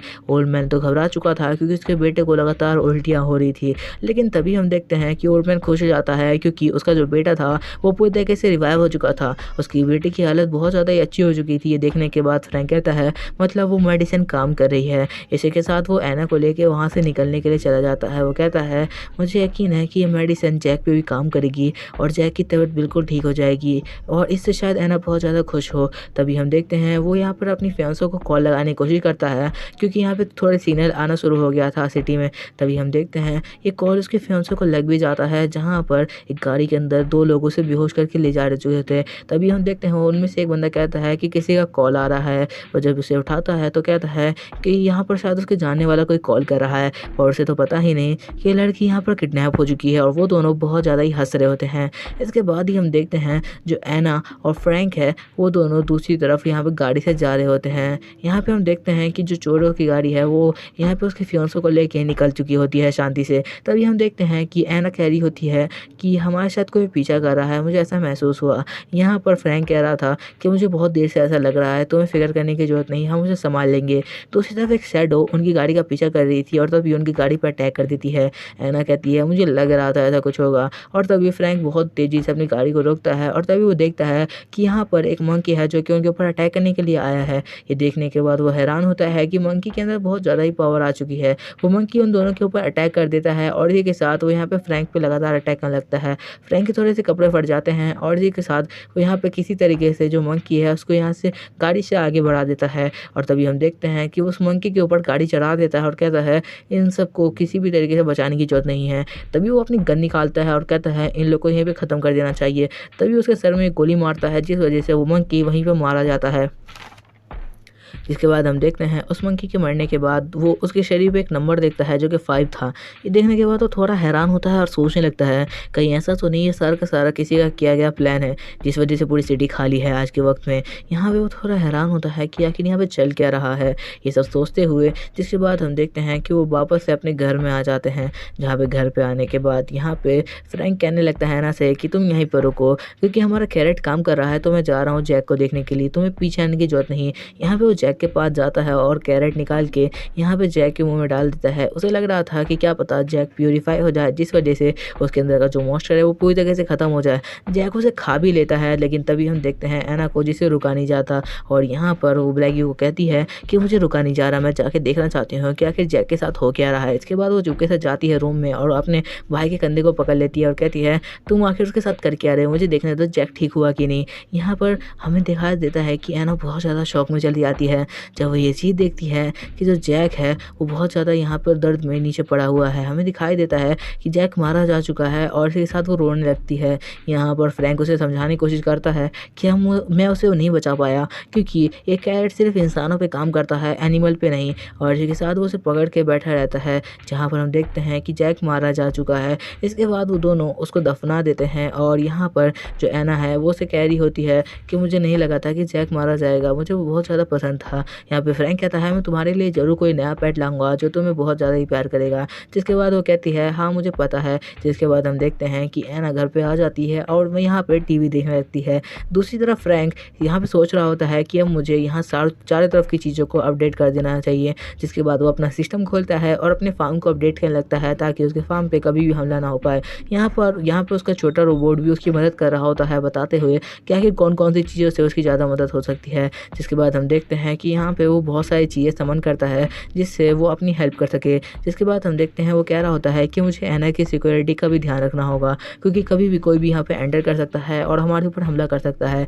जिसके बाद वो कहता है कि मुझे सिक्योरिटी का कुछ सामान देखने दो जो मेरी ज़्यादा हेल्प कर सके और कम बजट में भी हो क्योंकि हमारे पास ज़्यादा बजट नहीं है। जिसके बाद वो चारों तरफ यहाँ पे बैरियर लगा देता है अपने घर के आसपास और इसी के साथ वो यहाँ पर उसके ऊपर बिजली की तारें भी लगा देता है जिससे वो घर के अंदर कोई एंटर न कर पाए। यहाँ पे वो कुछ रोबोटिक कैमरा भी खरीदता है। इसके बाद वो सोच रहा होता है कि उसे एना के लिए एक डॉग खरीदना था पर इसके लिए बजट नहीं है क्योंकि यहाँ पे जो डॉग है वो बहुत ज़्यादा महंगे हैं, तो इसलिए उसका बजट ढीला हो चुका था। जिसके बाद हम देखते हैं वो यहाँ पर और भी सिस्टम में चेक करने लगता है कि क्या पता कोई अच्छा सा डॉग उसे देखने को मिल जाए। उसे बजट में एक डॉग दिखता है जो कि उसके बजट के अंदर था, तो वो उसे खरीद लेता है बिना कुछ सोचे हुए। जिसके बाद हम देखते हैं उस डॉग के बाहर आते ही जो डॉग था उसके बारे में बताया जाता है कि ये डॉग बहुत ज़्यादा पावरफुल है और उसके अंदर बहुत ज़्यादा स्पीड है। दूसरी तरफ उसने एक बर्ड भी खरीदी थी जिसकी स्पीड देख के वो बहुत ज़्यादा खुश था क्योंकि वो बर्ड उसकी कभी भी हेल्प कर सकती है अपनी बहन पर नज़र रखने के लिए। दूसरी तरफ वो यहाँ पर गार्डन में लेके आ चुका था उस डॉग और बर्ड को, जहाँ पे वो बर्ड को चेक कर चुका था उसकी स्पीड को। जिसके बाद वो यहाँ पर डॉग को कहता है कि उस पेड़ यहाँ पर उस पत्थर के ऊपर फायर करने के लिए, जहाँ पर हम देखते हैं कि जो डॉग है उसका कमांड सुनने के बाद अपने मुँह में एक यहाँ पे बीम तैयार करने लगता है और इस बीम को तैयार करने के बाद जैसे ही उस पत्थर पर अटैक करता है तो वो पत्थर बिल्कुल छोटे छोटे टुकड़े में यहाँ पर टूट के गिर जाते हैं। ये देखने के बाद यहाँ पे फ्रैंक कहता है हाँ ऐसा ही तो कुछ चाहिए था मेरे को अपनी बहन की रक्षा के लिए। जिसके बाद हम देखते हैं दूसरी तरफ घर का सीन, जहाँ पर एना यहाँ पर टीवी देख रही थी और तब यहाँ पे पीछे से फ्रैंक आता है और कहता है तुम्हारे लिए मैं एक नया डॉग लाया हूँ। यहाँ पर वो डॉग बहुत ज़्यादा इनोसेंट बिहेव कर रहा था क्योंकि वो यहाँ पर नॉर्मली ह्यूमन के हिसाब से बिहेव करता है कि आखिर सामने किस तरीके का ह्यूमन है, जिस वजह से एना खुश हो गई थी। तभी हम देखते हैं दूसरी तरफ एक बड़े हॉस्पिटल का सीन जिसका एक ओनर था जिसका नाम मार्टिन था, जो कि अपने फ़ायदे के लिए यहाँ पर बहुत ज़्यादा गलत काम कर रहा था। वो यहाँ पे लगातार जानवरों और इंसानों पे यहाँ पे एक्सपेरिमेंट कर रहा था। यहाँ पे उसका एक एम्प्लॉय उसे बताता है कि डिप्टी डायरेक्टर जो मारिया है वो हमारे ऊपर खतरा बनती जा रही है क्योंकि उन्हें हमारे प्लान्स के बारे में धीरे धीरे पता चल रहा है और वो हमारी तरफ ही बढ़ रही है और वो चाहती है कि हम उनके साथ कोऑपरेट करके बात करें कि आखिर यहाँ पे चल क्या रहा है। यहाँ पे मार्टिन जो है वो कहने लगता है कि तुम्हें उसकी चिंता करने की जरूरत नहीं है, मैं उसको किसी भी तरीके से खुद अपनी तरह से हैंडल करूँगा और वो हमारे लिए ज़्यादा बड़ा खतरा नहीं है, तो उसके लिए प्रॉब्लम नहीं होगी क्योंकि उस लड़की को इतना कुछ पता नहीं है हमारे बारे में, तो सारी की सारी चीज़ें हम लोग हैंडल कर सकते हैं। और यहाँ पे अपने एम्प्लॉय के जाने के बाद वो बहुत ज़्यादा हंसते हुए कह रहा होता है मेरा प्लान कुछ टाइम में ही सक्सेसफुल हो जाएगा, तब हम दुनिया के सबसे ताकतवर इंसान बनेंगे। तभी हम देखते हैं दूसरी तरफ मारिया को, जो कि बिना किसी की बातें सुने सीधा उसके ऑफिस में घुसते हुए चली आ रही थी और कह रही थी कि उसके पीछे आने की कोशिश न करे। तभी हम देखते हैं यहाँ पे वो मार्टिन के रूम में घुसती है और कहती है मार्टिन आखिर तुम कर क्या रहे हो, मैं भी यहाँ पर डिप्टी डायरेक्टर का काम करती हूँ, आखिर तुमने मुझे बताया क्यों नहीं कि आखिर यहाँ पे किस तरीके के एक्सपेरिमेंट चल रहे हैं, क्या तुम्हें शांति से बताया नहीं जा रहा, क्या तुम शांति से बताना नहीं चाहते मेरे को कि इस बारे में कि आखिर यहाँ पे चल क्या रहा है। यहाँ पे मार्टिन कहता है कि तुम शांत हो जाओ, यहाँ पे कुछ भी ऐसा नहीं चल रहा जिस वजह से तुम्हें जानने की जरूरत है, यहाँ पे बस हम लोगों के लिए काम कर रहे हैं क्योंकि हम लोग हॉस्पिटल में काम करते हैं और हम लोग डॉक्टर्स हैं और हमें लोगों के लिए ही काम करना करना है। ये सब सुनने के बाद यहाँ पे मारिया कहने लगती है, मुझे नहीं लगता, मुझे तो हमेशा से ऐसा लगता है कि तुम हमेशा अपने फ़ायदे के लिए कुछ ना कुछ काम करते हो। तो मुझे ये बताओ कि आखिर इस बार क्या बात है? यहाँ पे मारिया कहने लगता है कि हम लोगों से इसके बदले में पैसे ले सकते हैं, क्योंकि मैं चाहता हूँ हम ऐसी दवाई बनाएँ जिससे हम सबको ठीक कर पाएँ। यहाँ पे मारिया कहने लगती है, तो ऐसी बात है, तुम इस बारे में मुझे बता सकते थे, इसमें कोई भी प्रॉब्लम नहीं थी। यहाँ पर मारिया को उस पे थोड़ा शक हो जाता है, क्योंकि मार्डन इतना भी अच्छा इंसान नहीं जो दूसरों की सोचने लगे, और वो भी सिर्फ थोड़े से पैसों के लिए। यहाँ पे मार्डन कहने लगता है, तुम चाहो तो मेरा लैब जाके चेक कर सकती हो। और यहाँ पे मारिया कब से इसी बात का तो यहाँ पे वेट कर रही थी। वो मार्डन को डायरेक्ट हाँ कह देती है और कहती है वो जा रही है उसके ऑफिस को चेक करने के लिए और लेबोरेटरी को, कि आखिर वहाँ पे चल क्या रहा है। मारिया कहती है कि उसे कुछ भी सस्पिशियस दिखा तो ज़रूर यहाँ पे उसके ऊपर कंप्लेन कर देगी मेन ओनर के ऊपर कि यहाँ पे जो मार्डन है कुछ गलत कर रहा है। जिसके बाद हम देखते हैं कि यहाँ पे मारिया अपने असिस्टेंट के साथ बाहर आ जाती है और कहने लगती है, चलो उसके लेबोरेटरी में चलो, मुझे लगता है कि वो यहाँ पे कुछ ना कुछ गलत कर रहा है। इसी के साथ हम देखते हैं कि लेबोरेटरी की तरफ मारिया और अपने असिस्टेंट के साथ बढ़ जाती है। यहाँ पे कहने लगती है, मार्डन कभी भी इतना अच्छा इंसान नहीं था जो लोगों की मदद करे, मुझे पता है। और वो कहती है वो ज़रूर कुछ ना कुछ गलत कर रहा होगा अंदर ही अंदर, क्योंकि उसने कभी सही काम तो किया ही नहीं। जब तक ठीक था ये सारा कुछ तब भी नहीं किया, तो अब वो कैसे कर सकता है। तभी हम देखते हैं कि यहाँ पे उसे एक बुक मिलता है, जिसके बाद वो अंदर एंटर कर जाती है। यहाँ पे साइंटिस्ट उसको बताने लगते हैं कि हम एनिमल्स के ऊपर एक्सपेरिमेंट कर रहे हैं जो कि यहाँ पे मॉन्स्टर और बीस्ट बन चुके हैं। हम उनके ऊपर एक्सपेरिमेंट करके लोगों को ठीक करने की कोशिश कर रहे हैं, जिनसे हम कुछ सीरम बना पाएँ, जिससे हम लोगों को ठीक कर पाएँ। ये सारी की सारी बातें वो डिटेल में बता रहा होता है, जो कि मार्डन के कहने पे थी। मार्डन ने कहा था अगर यहाँ पे कोई भी आता है तो उसको ये सारी चीज़ें एक्सप्लेन करे। तभी वहाँ पे एक और यहाँ पर जो डॉक्टर होता है वो आ जाता है और वो साइंटिस्ट को बताता है कि तुमने इसे क्यों बुला लिया, यहाँ पे ये डिप्टी डायरेक्टर है और ये तुम्हारी सारी बातें खोलने के बाद तुम्हें सीधा यहाँ से फायर करवा देगी। ये सुनने के बाद वो कहता है कि मैम शायद आप गलती से यहाँ आ चुके हैं, आपको यहाँ से जाना चाहिए, यहाँ पे हम लोग काम कर रहे हैं, हम थोड़ा बिजी हैं, तो हम आपसे बाद में बात करेंगे। मारिया कहती है मुझे तुम लोग की ज़रूरत नहीं है, मैं सारा कुछ खुद संभाल लूँगी, अगर तुमने कुछ यहाँ पे प्रॉब्लम क्रिएट करने की कोशिश की तो शायद तुम अपनी नौकरी खो सकते हो। और ये सारी बातें वो हंसते कह रही थी और वो लोग सुन लेते हैं और शांति से चले जाते हैं। यहाँ पे मारिया किसी से बात कर रही थी, वो यहाँ पे एक हैकर से बात कर रही थी, जिससे वो कहती है कि चलो यहाँ पर सिस्टम ओपन करो और यहाँ पर इस गेट को खोल दो। जहाँ पर वो हैकर दूर से ही बैठ के कहता है कि यहाँ पे गेट है जो कि जस्ट तुम्हारे नीचे ही है। जिसके बाद हम देखते हैं मारिया कहती है मुझे लग रहा था यहाँ पर कुछ ना कुछ प्रॉब्लम होगी। जिसके बाद वो उस गेट को खोलती है और जैसे ही वो उस गेट को खोलती है तो उसे वो चीज़ मिल जाती है जिसका उसे बहुत देर से इंतजार था। हमें यहाँ पे पता चलता है कि उस गेट के पीछे और कुछ नहीं, यहाँ पे बहुत सारे लोगों की बॉडी रखी हुई है। ये देखने के बाद वो बहुत ज़्यादा ही हैरान थी और कह रही थी मुझे लग रहा था मार्टिन कभी इतना अच्छा इंसान हो ही नहीं सकता। जहाँ पे बहुत सारे लोगों की बॉडी थी जो कि जिंदा भी थे कई लोग और कुछ लोग मारे जा चुके थे। वो उन सब के ऊपर एक्सपेरिमेंट कर रहा था और मॉन्स्टर और यहाँ पे ह्यूमन को फ्यूज़ कर रहा था। यहाँ पे सारी चीज़ें देखने के बाद मारिया कह रही थी कि मुझे लग रहा था वो यहाँ पे लोगों के साथ ज़रूर कुछ गलत कर रहा है, क्योंकि धीरे धीरे जो लोग हैं वो हॉस्पिटल से गायब होने लगे थे, ऐसा मुमकिन नहीं। तभी दूसरी तरफ हम देखते हैं कि यहाँ पे जो फ्रैंक है उसके यहाँ पर फार्म में कुछ चीज़ें उगती हैं। यहाँ पे कॉर्न सूखते हैं, जिसे देखकर जो अन्ना है वो बहुत ज़्यादा खुश हो जाती है और कहती है मुझे यही तो खाने थे। जिसके बाद फ्रैंक कहता है तो चलो आज यहीं पे इसी को भून के खाते हैं। जिसके बाद हम देखते हैं ये सारी की सारी चीज़ें पकाने के लिए तैयारी करके बैठ जाते हैं। यहाँ पर अन्ना बहुत ज़्यादा ही खुश होती है, क्योंकि बहुत दिनों के बाद उसे ये खाने को मिला था। जब से ये सारी चीज़ें शुरू हुई थी तब से तो बहुत दिन हो चुके हैं। तभी हम देखते हैं वो इसे खाना शुरू करती है और फ्रैंक भी खुद खाना शुरू करता है। वो इस बात से बहुत ज़्यादा खुश था और यहाँ पे उन्हें कुछ एबिलिटीज़ भी मिल लगती है। यहाँ पे अन्ना कह रही थी ये सब खाने के बाद तो लग रहा है कि बहुत ज़्यादा पावर आ चुकी है मेरे अंदर। ये सुनने के बाद फ्रैंक कह रहा था हाँ मुझे लगता है तुम बहुत ज़्यादा पावर होती जा रही हो धीरे धीरे। जिसके बाद हम देखते हैं वो भी इसे शांति से खा रहा होता है, लेकिन तभी उसे पता चलता है कि कोई उसके घर के बाहर आ चुका है, जिस वजह से वो थोड़ा हैरान होता है। और जब वो घर के बाहर जाके देखता है तो देखता है कि बाहर वही लड़का खड़ा है जिसकी उन्होंने मदद की थी। वो लड़का उसे कहता है कि असल में वो उसका थैंक यू करने आया है, क्योंकि उसके डैड ने बताया था कि उन्होंने उसे खाना दिया था जब वो यहाँ पे बहुत ज़्यादा बुरी हालत में थे। यहाँ पे वो उसे बताने लगता है कि उसके लिए कुछ खाने पीने का लाया है और साथ साथ बताने लगता है कि मैं भी फार्मिंग करता हूँ, मैं अपना कुछ सामान डिलीवर करने के लिए जा रहा था, लेकिन असल में मेरे पास इतने पैसे नहीं हैं जिससे मैं गाड़ी से अपना सामान डिलीवर कर पाऊँ, क्या आप मेरी कुछ मदद कर सकते हैं। यहाँ पे उसे बताने लगता है कि मेरे पास सामान तो है पर डिलीवर करने के लिए गाड़ी नहीं,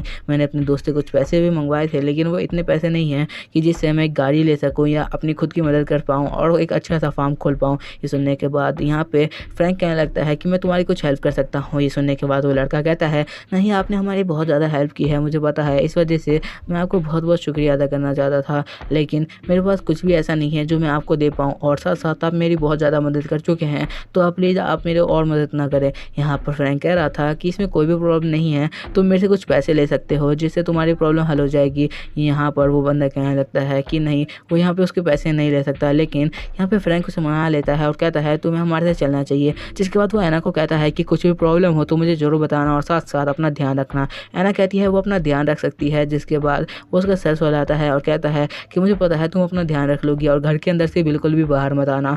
और यहाँ पे फ्रैंक उसको कहता है कि घर में ही रहना। जिसके बाद वो यहाँ पर गाड़ी के अंदर बैठ जाता है। यहाँ पे ऐना कहने लगती है मैं भी चलना चाहती हूँ तुम्हारे साथ। यहाँ पे फ्रैंक कहता है तुम्हें घर में ही रहना चाहिए क्योंकि बाहर बहुत ज़्यादा ही खतरा है। जिसके बाद फ्रैंक उसे गाड़ी से बाहर निकाल देता है और उस लड़के को कहता है तुम अंदर आके बैठ जाओ। जिसके बाद वो उसे छोड़ के वहीं से निकल जाता है।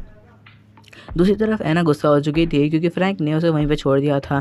यहाँ पे फ्रैंक उसके साथ जा रहा होता है, लेकिन यहाँ पे ऑकवर्ड साइलेंस बन चुका होता है। वो लड़का कह रहा होता है कि क्या वो सेफ़ रहेगी वहाँ पर। ये सारी चीज़ें वो लड़का भी सोच रहा था क्योंकि उसने अपनी बहन को अकेला छोड़ दिया है वहाँ पर। फ्रैंक कहने लगता है कि उसे कोई भी प्रॉब्लम नहीं होने वाली है। जिसके बाद वो कहने लगता है कि क्या तुम अपने प्रॉब्लम के बारे में मुझे डिटेल में बताना चाहोगे कि आखिर तुम्हारे साथ हुआ क्या था और तुम किस लिए इतना ज़्यादा ट्रबल में हो। जहाँ पर हम देखते हैं वो लड़का बताने लगता है कि असल में उसके पास फूड की शॉर्टेज हो गई थी क्योंकि उसने बहुत टाइम तक फार्मिंग नहीं की थी, क्योंकि वो घर में अभी यहाँ पर आकर शहर में रहना शुरू कर चुके थे, लेकिन अब उसे सारी चीज़ें शुरू करनी होगी क्योंकि मॉन्स्टर का हमला बहुत ज़्यादा तेज़ी से बढ़ रहा है। जिसके बाद वो कहता है कि मुझे यकीन है आपकी बहन सेफ़ तो होगी ही। जिसके बाद हम देखते हैं फ्रैंक सोच रहा होता है कि वो सेफ़ होगी क्योंकि मैंने उसके लिए प्रोटेक्शन के लिए चारों तरफ से वायर और साथ साथ कुछ यहाँ पे प्रोटेक्शन गार्ड भी छोड़ दिए हैं। जिसके बाद उस लड़के को चैटिंग करता हुआ देखता है, जहाँ पे वो उससे पूछता है कि आखिर क्या हुआ। तो वो लड़का बताता है कि मैंने आपको बताया था कि मुझे यहाँ पर अपने फूड ट्रांसपोर्ट के लिए कुछ पैसों की ज़रूरत है,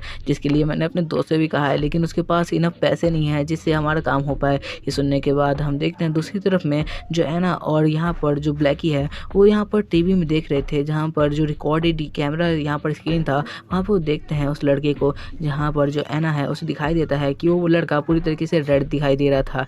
ये देख के वो कह रही होती है कि आखिर ये मुझे रेड क्यों दिखाई दे रहा है। तभी हम दूसरी तरफ देखते हैं फ्रैंक को, जो कि उस लड़के को यहाँ पे कुछ पैसे देता है। ये देखने के बाद वो लड़का हैरान होता है और वो मना करने लगता है कि उसे इस पैसे की ज़रूरत नहीं है, लेकिन फ्रैंक कहता है कि तुम इस पैसे को रख सकते हो, इसमें कोई भी प्रॉब्लम नहीं है। लेकिन वो लड़का यहाँ पे लगातार मना करने लगता है, तो फ्रैंक उसके पास सीधा ये पैसे फेंक के मारता है और कहता है इस पैसे को शांति से रख लो, क्योंकि मुझे इन पैसों की ज़रूरत बिल्कुल भी नहीं है, क्योंकि इन पैसों का काम अब ख़त्म हो चुका है, मेरे पास इन सब चीज़ों का टाइम नहीं है, तुम शांति से इसे रख सकते हो। और उसकी ये सारी बातें सुनने के बाद वो जो लड़का है वो बहुत ज़्यादा ही हैरान होता है। और तभी हम देखते हैं कि वो उसकी जो स्ट्रिंग व्हील थी उसे दूसरी तरफ खींचने लगता है और कहता है कि तुम्हें वापस अपने घर क्यों नहीं चलना चाहिए। तभी हम देखते हैं जो फ्रैंक है उसको उसके ऊपर शक हो जाता है और कहता है कि सच बताओ आखिर प्रॉब्लम क्या है जिस वजह से हमें घर जाना चाहिए। यहाँ पे वो लड़का कहता है कि प्रॉब्लम है, और तभी हम देखते हैं कि उस गाड़ी को उसके घर की तरफ वापस मुड़ने लगता है। यहाँ पे हमें दूसरी तरफ फ्रैंक को दिखाया जाता है, वो उसकी बात सुन के बहुत ज़्यादा हैरान था, क्योंकि वो लड़का उसे बताने लगता है कि आखिर यहाँ पे हुआ क्या है। वो फ्रैंक को बताता है कि उसके घर के ऊपर हमला होने वाला है। ये सुनने के बाद फ्रैंक बहुत ज़्यादा ही डर जाता है और बहुत तेज़ी से गाड़ी घुमाने लगता है। दूसरी तरफ वो लड़का उसे बता रहा होता है कि आखिर यहाँ पे हुआ क्या है। यहाँ पे वो बताने लगता है कि असल में उसी की वजह से उसकी बहन के ऊपर अभी अटैक होने वाला है। यहाँ पे हम देखते हैं ये सुनने के बाद फ्रैंक बहुत तेज़ी से अपनी गाड़ी को घुमाता है और कहता है तुमने ये सब क्या कर दिया। तभी हम देखते हैं फ्रैंक बहुत तेज़ी से अपने घर की तरफ बढ़ जाता है और सोच रहा होता है मुझे यकीन है मेरे पहुँचने तक वो सब सेफ होंगे। तभी हम दूसरी तरफ कुछ लोगों को देखते हैं जो यहाँ पे फ्रैंक के घर पर अटैक करने के लिए आए हुए थे। वो सारे के सारे लोग यहाँ पे पूरी तरीके से हथियार से लैस थे। जहाँ पर हम देखते हैं वो लोग उसके घर के सामने पहुँच जाते हैं और कहते हैं मुझे यकीन है हम लोग इसे पकड़ लेंगे। दूसरी तरफ उस लड़के को देखते हैं जो रोते हुए बताने लगता है फ्रैंक को कि आखिर उसके साथ हुआ क्या था। उसके डैड को बंदी बना लिया गया है जिस वजह से उसे ये सब करना पड़ा। फ्रैंक कहता है कि मुझे सच सच बताओ कि आखिर पूरी तरीके से वहाँ पे हुआ क्या था। जहाँ पे वो लड़का रोते हुए कहने लगता है मैं तुम्हें बिल्कुल भी धोखा देना नहीं चाहता था, क्योंकि हम जानते हैं कि तुमने हमारी बहुत मदद की है, पर मेरे डैड को लोगों ने बंदी बना लिया था, इस वजह से मुझे ये सब करना पड़ा। फ्रैंक सोच रहा था आखिर वो कौन लोग हैं जो मेरे पीछे पड़े हुए हैं, जबकि वो लोग मेरे को जानते भी नहीं होंगे। ये सुनने के बाद फ्रैंक कहने लगता है मुझे तुम पे अभी बहुत ज़्यादा गुस्सा आ रहा है, पर मैं इसे कंट्रोल कर रहा हूँ क्योंकि अब तुमने मुझे सच बता दिया है सही टाइम पे। तभी हम देखते हैं फ्रैंक बहुत तेज़ी से गाड़ी भगाते हुए अपने घर की तरफ बढ़ता है। दूसरी तरफ हम देखते हैं कुछ गाड़ियाँ जो कि फ्रैंक के घर के सामने पहुँच चुकी थी। फ्रैंक भी उन्हें देख लेता है और कहता है कि ये सारी की सारी गाड़ियाँ मेरे घर के सामने क्यों आके रुकी है। यहाँ पे हम देखते हैं उसके अंदर से कुछ गैंगस्टर निकलते हैं जो कि गन और साथ-साथ बेल्ट के साथ लैस थे। यहाँ पे लड़का उसे बताने लगता है कि आखिर यहाँ पे प्रॉब्लम क्या हुई है और सारे के सारे गैंगस्टर आखिर कहाँ से आए हैं। फ्रैंक कहने लगता है कि अभी ये सब जानने का वैसे टाइम नहीं है। यहाँ पे फ्रैंक पूरी तरीके से लड़ने के लिए रेडी हो रहा था, लेकिन तभी वो लड़का उसे बताता है कि वो लोग बहुत ज़्यादा खुश थे जब उन्होंने उसके लिए कुछ सामान भेजा था। यहाँ पर वो बिल्कुल ठीक हो चुका था, जिसके बाद हम देखते हैं और उसके डैड बहुत ज़्यादा खुश होते हुए उसे बताते हैं कि ज़रूर उस लड़के ने ही हमारी मदद की है, क्योंकि उसने मुझे खाने का भी बहुत ज़्यादा सामान दिया था और कहा था कि मैं अपने बेटे को ज़रूर ठीक कर पाऊँगा। जिसके बाद हम देखते हैं यहाँ पे वो लड़का सोच रहा था कि आखिर वो लड़का कौन होगा जिसने मेरे डैड की मदद की होगी।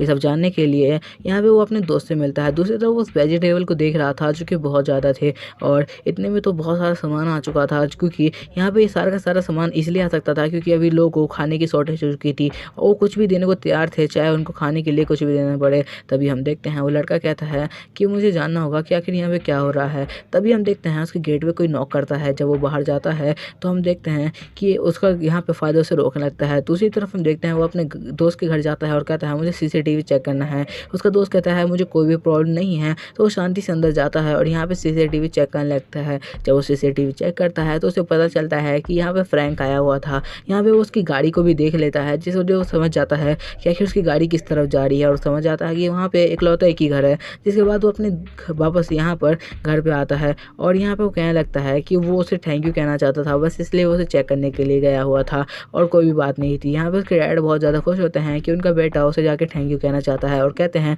कि हम इसकी फार्मिंग कर सकते हैं, हमारे पास जो सब्जी है उसकी मदद से। यहाँ पे हम देखते हैं उसका बेटा बिल्कुल शांत हो जाता है और वो कहता है कि ये सारी बातें मैंने ये सारी बातें।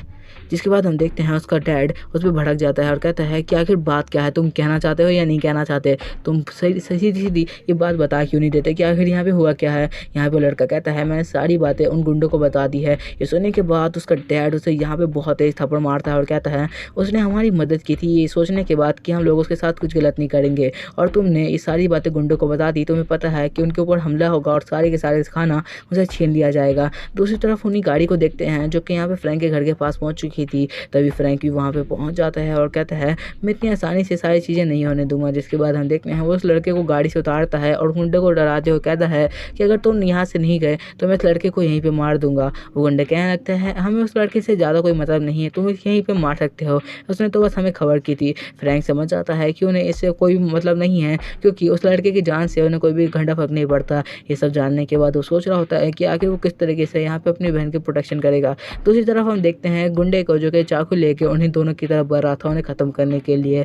यहाँ पर फ्रैंक सोच रहा होता है कि आखिर वो क्या करे जिससे वो यहाँ पे अपनी बहन और खुद को बचा पाए, क्योंकि अभी उनकी लोकेशन रिवील हो चुकी है और वो यहाँ से कहीं भाग भी नहीं सकते इतनी जल्दी, क्योंकि उन्हें अपना सारा का सारा सामान यहाँ पर लेके ही निकलना होगा और कोई भी जगह नहीं है जहाँ पर वो जाके छुप सकते हैं। दूसरी तरफ हम देखते हैं वो अभी सारी चीज़ सोच रहा होता है और अपने सिस्टम को ओपन करने का सोचता है।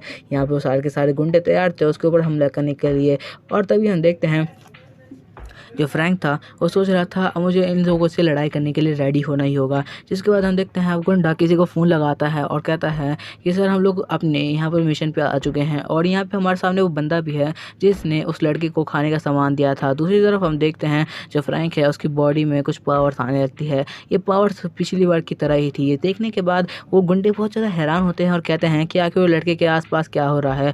यहाँ पर फ्रैंक कहता है तुम शांति से जा सकते हो, मैं तुम्हें जिंदा छोड़ता हूँ। लेकिन तभी हम देखते हैं वो गुंडे कहते हैं कि तुम यहाँ पे हमें जिंदा छोड़ रहे हो, हम तुम्हें यहाँ पे मार के ही जाएंगे। ये सुनने के बाद फ्रैंक गुस्सा हो जाता है और कहता है मैं तुम सबको एक एक करके मार दूंगा अगर कोई भी इस घर के पास गया। वो यहाँ पर लगातार पंच करना शुरू कर देता है एक गुंडे को।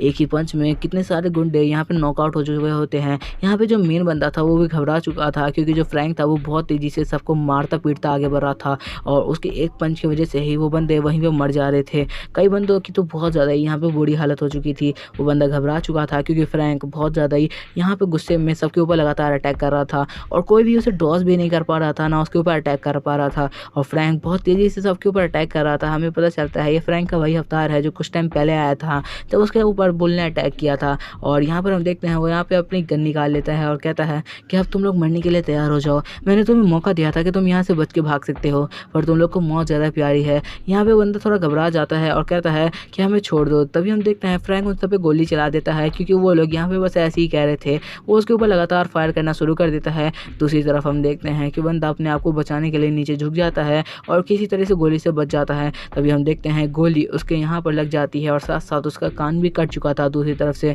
हम देखते हैं वो उस बंदे पे लगातार गोली चला रहा था फ्रैंक, लेकिन वो बंदा एक पत्थर के पीछे जाके छुप जाता है ताकि वो अपनी जान बचा पाए। उस बंदे को लग रहा था कि वो अपनी जान बचा चुका है और इसलिए वो यहाँ से भागने की कोशिश कर रहा होता है। लेकिन तभी हम दूसरी तरफ देखते हैं फ्रैंक को जो कि अपना सिस्टम ओपन करता है और वो इसके अंदर को सामान ढूंढने लगता है। यहाँ पर वो एक और गन निकालता है अपने सिस्टम के अंदर से और कहता है इसके अंदर गोलियां रिलोड है। यहाँ पे हम देखते हैं वो बंदा वहाँ से बच के भागने की कोशिश करता है। उसे लगता है कि उनकी गोलियां खत्म हो चुकी है, लेकिन फ्रैंक तभी उसको एक हेड छोड़ देता है और इसी के साथ वो बंदा मारा जाता है। दूसरी तरफ हम देखते हैं कि कुछ लोग जो गार्डन के अंदर जा चुके थे उन्हें यहाँ पर एना ने ख़त्म कर दिया है और यहाँ पर उसके साथ वो डॉग भी बैठा हुआ है। एना कह रही थी कि मुझे पता है कि यहाँ पर कुछ लोग अटैक करने के लिए आए हुए थे, पर इतना काफ़ी होगा। जिसके बाद हम देखते हैं कि वो थोड़ा डर रही थी। तभी हम देखते हैं कि असल में यहाँ पे क्या हुआ है। यहाँ पर तो हज़ारों की तादाद में लोग आए हुए थे, पर यहाँ पे फ्रैंक ने कुछ लोगों से ही फाइट किया। यहाँ पे बंदा घबराते हुए कह रहा होता है कि ज़रूर यहाँ पे कुछ ना कुछ ऐसी बातें हैं जो हमें पता नहीं है। इसी के साथ वहीं पे मारा जाता है जहाँ पे हम लास्ट टाइम एक बड़ी और फ्रैंक का टेबल से यहाँ पे फेस देखते हैं। यहाँ पे वो कह रहा होता है कि आखिर यहाँ पे हुआ क्या है, क्योंकि मैंने सुना था कि बहुत सारे लोग आने वाले हैं, लेकिन हमने तो कुछ ही लोगों को मारा है, तो बाकी लोग आखिर है कहाँ। उसके पूछने पे यहाँ पे बंदा कहता है कि वो लोग अंदर गए थे पर वो लोग लौट के नहीं आए।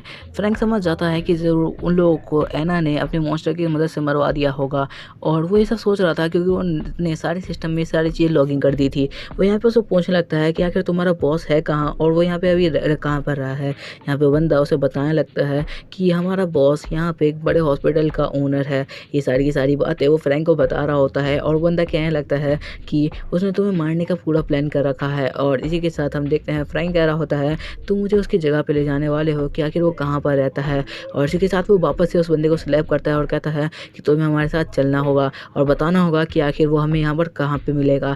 जिसके बाद हम दूसरी तरफ का सीन देखते हैं जहाँ पे फ्रैंक कह रहा होता है कि चलो एक काम करो, अपने बॉस को फ़ोन लगाओ और उसे ये बात कहो कि तुमने मुझे ख़त्म कर दिया है और साथ साथ तुम उस लड़के को वापस लेके आ रहे हो। जिसके बाद हम देखते हैं वो अपने बॉस को कॉल लगा देता है। यहाँ पे उसका बॉस कॉल उठाता है जो कि मार्डन ही होता है। मार्डन कहता है क्या तुमने उस लड़के से सारी डिटेल ले ली कि आखिर वो ये सारी चीज़ें कैसे कर रहा है।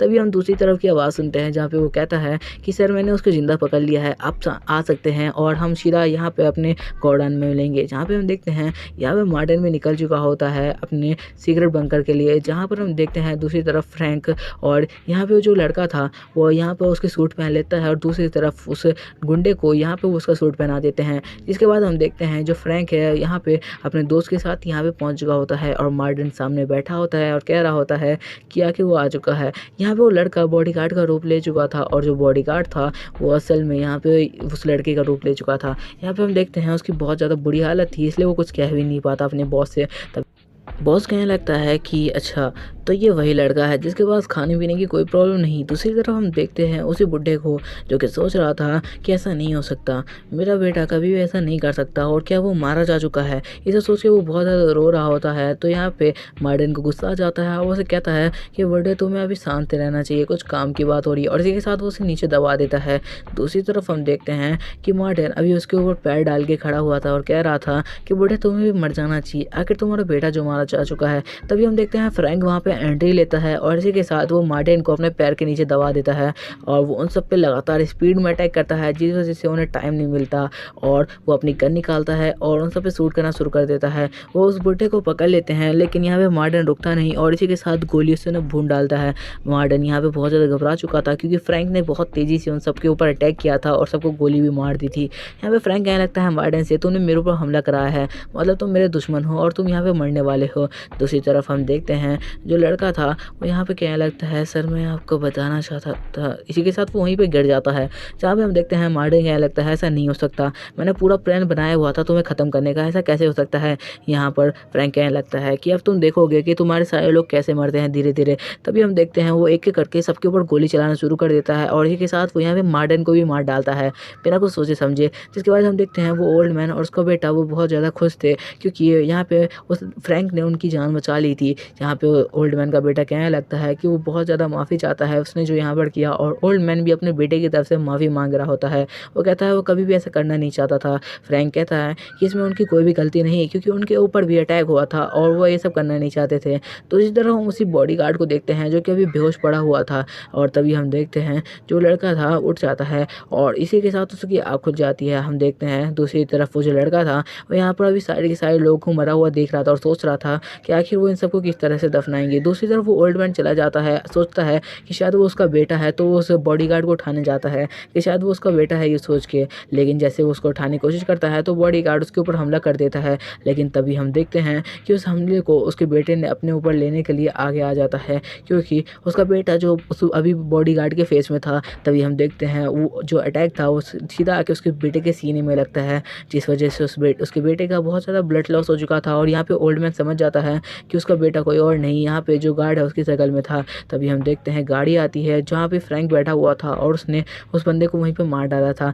यहाँ पे हम देखते हैं उस ओल्ड मैन को बेटे को जो कि बहुत ज़्यादा घायल हो चुका था, उसके पास बिल्कुल भी टाइम नहीं था, वो यहाँ पे मरने ही वाला था और उसको यहाँ पे बहुत ज़्यादा गहरी चोट आई थी, जिस वजह से फ्रैंक भी उसे नहीं बचा सकता था। यहाँ पे वो अपने लास्ट टाइम में फ्रैंक को कहता है कि वो उसका डैड का ख्याल रखे, क्योंकि अब वो जा रहा है। और यहाँ पर फ्रैंक भी उसे वादा करता है कि वो जरूर उसके डैड का पूरा ख्याल रखने की कोशिश करेगा।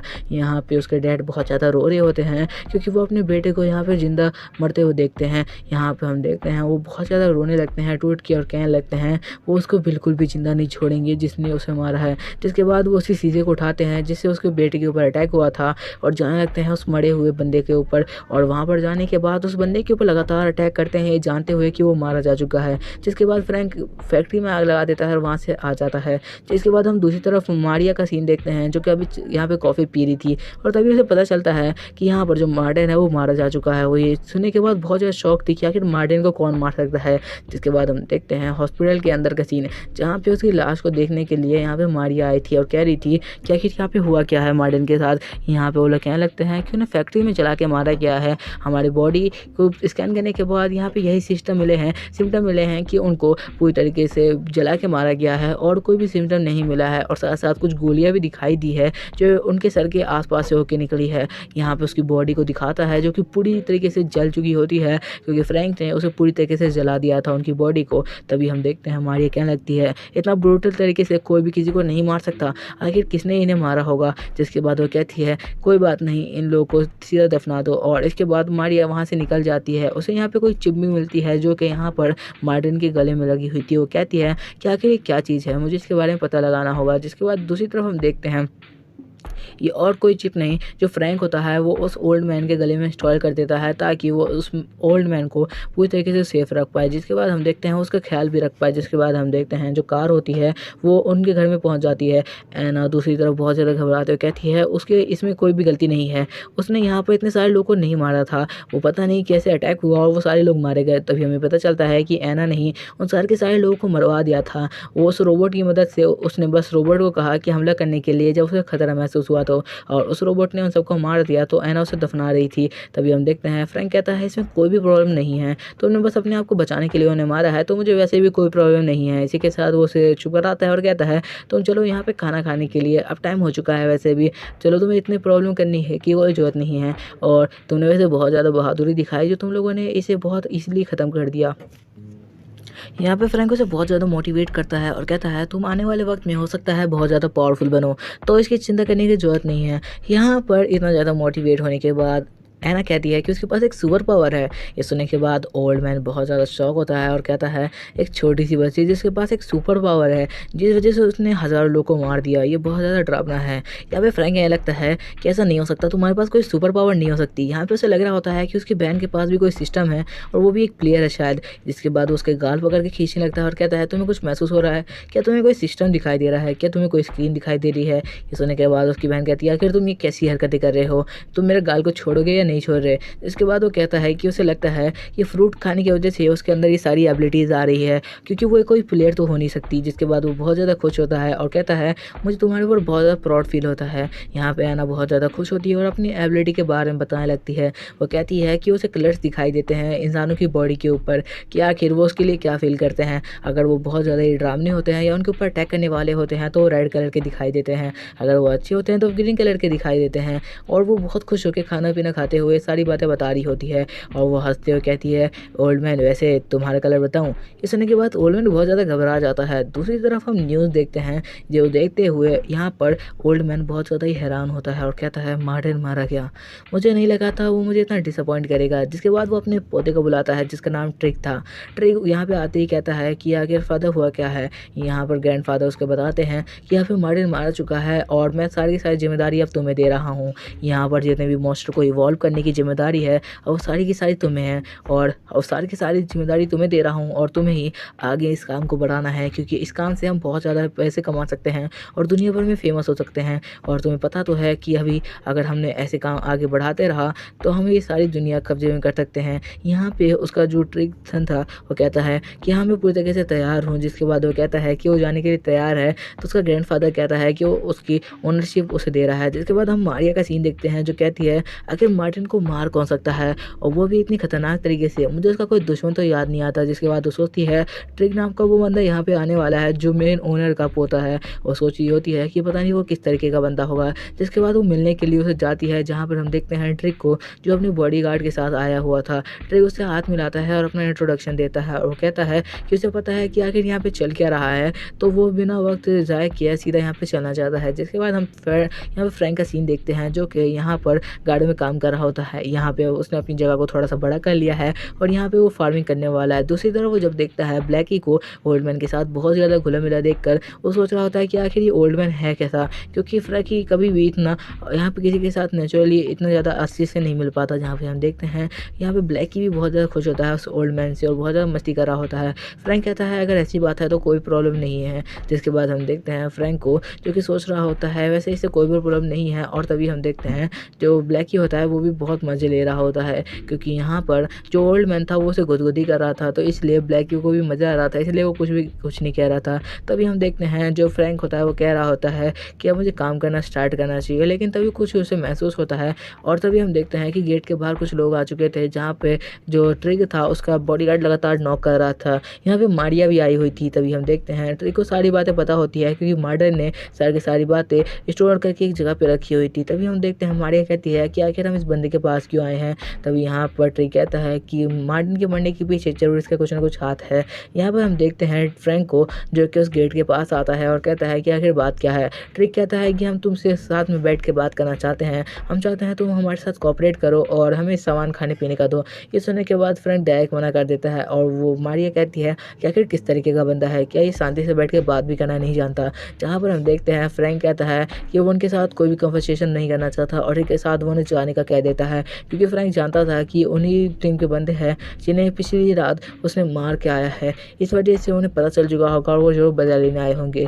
मारिया भी समझ चुकी होती है कि जरूर मार्टिन के मरने के पीछे जरूर फ्रैंक का कोई हाथ है। जिसके बाद वो उसे कार्ड देते हुए कहती है कि इसके अंदर बहुत पैसे हैं, तुम जितना चाहो उतना खर्च कर सकते हो और ये फार्म हमें दे दो। यहाँ पे फ्रैंक के मना करने के बाद जो बॉडीगार्ड है ट्रिक का उसके ऊपर अटैक करने के लिए आगे बढ़ता है और ये सब देखने के बाद ट्रिक कहता है तुम वहीं पर रुक जाओ, तुम्हें क्या लगता है कि तुम उसके ऊपर अटैक कर सकते हो, मैंने तुम्हें ऑर्डर नहीं दिया था। यहाँ पे ट्रिक को पता था कि फ्रैंक कोई नॉर्मल बंदा तो नहीं है, क्योंकि अगर वो चाहे तो उन्हें यहीं भी ख़त्म कर सकता है, तो इसलिए वो शांति से बात करने के लिए आया हुआ था। फ्रैंक भी समझ चुका था, इसलिए वो यहाँ पे उसके बॉडीगार्ड को एक पंच मारता है और कहता है शायद तुम्हें इससे कोई सीख मिलेगी कि किसी बंदे से तमीज़ से बात की जाती है। जिसके बाद हम देखते हैं कि उसका कॉलर पकड़ लेता है, इसी के साथ वो उसके कॉलर की साइड में जो जेम होता है उसके अंदर अपनी छोटी सी बट को डाल देता है ताकि वो उसके ऊपर नज़र रख पाए। जिसके बाद हम देखते हैं कि फ्रैंक उन्हें कहता कहता है कि तुम यहाँ से शांति से जा सकते हो, मैं तुम्हें लास्ट टाइम कह रहा हूँ। ट्रिक भी समझ जाता है कि यहाँ पे सब चीज़ों का कोई फ़ायदा नहीं, कि फ्रैंक अपने फार्म नहीं देने वाला उन्हें। तो ट्रिक समझ जाता है और इसी के साथ वो उसे कहता है कि वो ज़रूर आएगा नेक्स्ट टाइम उसे डील करने के लिए। उसी के साथ यहाँ पे वो एक कागज़ को फाड़ देता है और कहता है कि तुम अगर मिलना चाहो तो कभी भी आ सकते हो और पैसे की डिमांड जितनी चाहो उतनी कर सकते हो। यहाँ पे फ्रैंक को उससे मतलब नहीं था, तभी वो लोग वहाँ से निकल जाते हैं, क्योंकि उन्हें समझ आ चुका था कि फ्रैंक का इससे बात करने का कोई फ़ायदा नहीं है। फ्रैंक वापस अंदर चले जाता है और कहता है मैं लोगों से कभी भी बातें करना नहीं चाहता, मैं जानता हूँ कि आखिर किस तरीके के लोग हैं। जिसके बाद हम देखते हैं कि उसको पता चल चुका होता है कि वो लोग कहाँ जा रहे हैं, क्योंकि उसने उस बॉडीगार्ड की जेब में अपनी बड को डाल दिया था। दूसरी तरफ हम देखते हैं कि फ्रैंक उस मीट को निकालता है और कहता है आज के खाने में यही बनाऊंगा, ताकि जो ऐना है वो शांति से बैठ के खाए। यहाँ पर वो बहुत ज़्यादा बदमाश होती जा रही है। रात का सीन हम देखते हैं जहाँ पे ऐना को ये खाना बहुत ज़्यादा पसंद आता है और वो लोग इसे बहुत मज़े से खाते हैं। यहाँ पे वो ओल्ड मैन से कहता है कि मुझे पता है कि आपको जो फार्मिंग आती होगी, तो क्यों ना आप कल से मेरी मदद करो फार्मिंग करने में, जिससे हम लोग और भी ज़्यादा अच्छी तरीके से फल फ्रूट को ग्रो कर पाएंगे। ये सुनने के बाद ओल्ड मैन कहता है क्या सच में तुम मेरे को भी मदद करने दोगे। ये सुनने के बाद ओल्ड मैन भी खुश था, क्योंकि वो चाहता था कि वो फ्रैंक के साथ ऐसे ही ना रहे। जिसके बाद फ्रैंक कहता है कि हाँ वो बिल्कुल उसे मदद करने के लिए कह रहा है। फ्रैंक कहता है कि वो जानता है कि उसके बेटे के मरने के बाद उसे बहुत दुख हुआ था, पर वो चाहता है कि वो अपनी नई ज़िंदगी शुरू करे। जिसके बाद ओल्ड मैन भी कहता है कि हाँ वो ज़रूर उनके साथ काम करना चाहेगा। फ्रैंक कहता है लेकिन हमें उन लोगों से बच से रहना होगा जो कि आज आए हुए थे। यहाँ पर वो कहता है कि मैं उन लोगों को नहीं छोड़ूंगा, उन लोगों ने मेरे बेटे को मारा है, अगर कभी मौका मिला तो मैं उन्हें मार डालूंगा। फ्रैंक कहता है हम उन्हें ज़रूर मारेंगे, क्योंकि वो लोग कोई नॉर्मल लोग तो नहीं और वो कुछ अच्छा काम भी नहीं करते। जिसके बाद हम देखते हैं फ्रैंक को जो रात के टाइम में गाड़ी में बैठ के अपने सूट के साथ निकल चुका होता है। तो इसी तरफ हम देखते हैं मारिया और साथ साथ ट्रिक को। ट्रिक अपने यहाँ पर अभी भी गार्ड के साथ था, जहाँ पे वो लोग एक होटल में आके रुक रहे थे, जिस होटल में थोड़ी अच्छी सिक्योरिटी थी, जिस वजह से ट्रिक को कोई भी प्रॉब्लम नहीं थी। यहाँ पे मारिया भी अपने कमरे के लिए चली जाती है और कहती है अपना ध्यान रखने के लिए। यहाँ पे ट्रिक कहता है तुम भी अपना ध्यान रखना। जिसके बाद हम देखते हैं मारिया को यहाँ पे थोड़ा अजीब लगता है, लेकिन वो फिर शांति से अपने कमरे में चली जाती है। यहाँ पर वो अभी खिड़की के पास आके अपने फेस के ऊपर कुछ मास्क लगा के अपनी ब्यूटी निखार रही होती है। तभी हम देखते हैं फ्रैंक को, जो कि रस्सी की मदद से नीचे आ रहा था, और वो जैसे ही देखता है मारिया को तो समझ नहीं पाता कि आखिर उसे क्या करना चाहिए, क्योंकि अगर मारिया ने चीख दिया तो प्रॉब्लम हो जाएगी। इसी के साथ वो उसकी बालकनी में घुस जाता है और कुत्ते हुए उसके मुंह को बंद कर देता है और बोलता है कि कुछ भी नहीं बोलना, और इसी के साथ वो उसे चुप कराने लगता है। मारिया को लगता है कि शायद वो उसे मारने के लिए आया हुआ है। तो यहाँ पर फ्रैंक उसे समझाते कहता है कि वो उसे कुछ भी नहीं करने वाला, बस उसे चुप रहे, उसे बस यहाँ से कुछ सामान चाहिए जिसके लिए वो आया हुआ है। मारिया तो पहले समझ नहीं पाती कि आखिर वो किस सामान की बात कर रहा है, तो उससे धीरे से फ्रैंक से पूछने की कोशिश कर रही है कि आखिर उसे क्या चाहिए। वो शांति से दे देगी, पर वो उसे छोड़ दे। यहाँ पर फ्रैंक कहता है कि उसे जो चाहिए वो खुद ले लेगा। यहाँ पर मारिया ये सुनने के बाद थोड़ा डर जाती है और यहाँ पर मारिया को लग रहा होता है कि फ्रैंक को छोड़ ही जाता है। यहाँ पर फ्रैंक कहता है कि आखिर तुम्हें क्या हुआ, तुम बिल्कुल शांत क्यों हो गई। जहाँ पर हम देखते हैं कि फ्रैंक के हाथ हटाने के बाद भी मारिया कुछ नहीं कह रही होती है। मारिया कह रही होती है वो कभी भी ऐसा सौदा नहीं करने वाली। ये देखने के बाद फ्रैंक कह रहा होता है कि मैं उस तरीके का बंदा नहीं हूँ जो मेरे ये सारी चीज़ चाहिए होगी, और उसको चुप कराते हुए कहता है आखिर तुम्हारी सोच किस तरीके की है, तुम सिर्फ यही सोचते रहते हो क्या। यहाँ पे मारिया कहती है मेरी गलती नहीं है, तुमने आखिर इस तरीके से पकड़ा हुआ था, मुझे लगा तुम वही मांगने आए हुए होगे। जिसके बाद मारिया कहती है कि आखिर तुम्हें क्या चाहिए जिसके लिए तुम यहाँ पे आए हुए हो। ये सारी की सारी आवाज़ें अभी तक ट्रिक और साथ साथ उसका जो बॉडीगार्ड था उस तक पहुँच चुकी थी, जिस वजह से वो लोग यहाँ पे आने वाले थे। यहाँ पे मारिया कहती है तुम्हें क्या चाहिए, तुम मुझे शांति से बताओगे। यहाँ पर हम देखते हैं जो फ्रैंक है वो क्या लगता है तुम्हें पता है कि अगर असल में जो मार्टिन है उसने अपना यहाँ पे ड्राइव कहाँ पे रखी हुई है। यहाँ पे मारिया कहती है मुझे उसके बारे में नहीं पता है, और आखिर तुम हो कौन जो उसके सामान लेने के लिए यहाँ पर आए हुए हो। ये सुनने के बाद जो यहाँ पे फ्रैंक है वो क्या लगता है मैं इसे सारी चीज़ें नहीं बता सकता, क्योंकि कुछ अच्छी इंसान तो ये भी नहीं है। जिसके बाद उसे कहता है उसे चुप रहना चाहिए। तभी हम देखते हैं उसे ट्रिक के आने की आवाज़ आती है, तो यहाँ पे मारिया को बेहोश कर देता है और वहाँ से जल्दी से हार्ड ड्राइव लेके भाग जाता है। दूसरी तरफ जो बॉडीगार्ड है रूम के अंदर एंटर करता है और वो देखता है कि मारिया बेहोश है। जब वो खिड़की के पास जाता है तो उसे वहाँ पे कोई भी दिखाई नहीं देता। जहाँ पे दूसरी तरफ हम देखते हैं यहाँ पर फ्रैंक नीचे उतर चुका है और अभी उसके पास वो सामान भी आ चुका है जिसके लिए वो यहाँ पर आया हुआ था। लेकिन तभी उसके सामने वो ट्रिक आ जाता है। वो भी एक मार्शल आर्टिस्ट है और यहाँ पे वो आते कहता है कि आखिर वो कौन है जो कि यहाँ पर मार्टिन का सामान चुराने के लिए आया हुआ है। ट्रिक कहता है कि वो जानता था जरूर वो पीछे वाले कमरे से भागेगा, तो इसलिए वो पहले तैयार था उसे लड़ने के लिए। यहाँ पर फ्रैंक कहता है कि फालतू में पंगे लेने की जरूरत नहीं है, वो यहाँ से जा सकता है, वो उसे मारने के लिए नहीं आया हुआ है। लेकिन यहाँ पर ट्रिक उसे छोड़ने वाला नहीं था, इसी के लिए फ्रैंक उसके ऊपर अटैक कर देता है। फ्रैंक को अटैक को देख कर यहाँ पर जो ट्रिक है वो भी अटैक कर देता है और इसी के साथ जो फ्रैंक है वो बहुत ज़्यादा दूर जाके गिरता है, क्योंकि जो ट्रिक है वो भी कोई नॉर्मल बंदा नहीं है, वो एक मार्शल आर्टिस्ट है और वो यहाँ पर टॉप मार्शल आर्टिस्ट का यहाँ पर जो होता है वो है। इस वजह से उसे कोई भी प्रॉब्लम नहीं होती किसी से फाइट करने में। जिसके बाद वो क्या लगता है, तुमने बहुत ज़्यादा इजी वे में ले लिया मेरे को, तो तुम मुझे हरा नहीं सकते। यहाँ पे फ्रैंक कह रहा होता है ये कोई नॉर्मल बंदा तो नहीं, इसे हराना इतना आसान नहीं होने वाला, तो मुझे कुछ और सोचना होगा यहाँ से बच के भागने के लिए। जिसके बाद वो यहाँ पर प्लान बनाता है कि उसकी आंखों में कुछ मिट्टी डाल देगा। जिसके बाद हम देखते हैं यहाँ पर जो ट्रिक है वो उसके ऊपर अटैक करने के लिए आगे बढ़ता है, लेकिन तभी फ्रैंक उसकी आंखों में मिट्टी डाल देता है, जिस वजह से जो ट्रिक है वो कुछ भी देख नहीं पाता। जिसके बाद जो फ्रैंक है वो वहाँ से बच के भाग चुका होता है। यहाँ पर ट्रिक की आंखों में जो धूल गई होती है, जिसकी वजह से उसकी आंखें पूरी तरीके से लाल हो चुकी थी। यहाँ पर ट्रिक कह रहा था अगर नेक्स्ट टाइम वो मुझे मिला तो मैं उसे ज़िंदा नहीं छोड़ूंगा, उसने मेरी आंखों का क्या हाल कर दिया है। तभी उसके बॉडीगार्ड वहाँ पर आते हैं और कहते हैं कि सर क्या आप ठीक हैं। जिसके बाद वो अपनी आँखों को ठीक करवाता है। यहाँ पर मारिया उसकी मदद कर रही होती है। यहाँ पर हम देखते हैं वो कहता है कि उसे देखना होगा कि आखिर मारिया बेहोश कैसे हुई।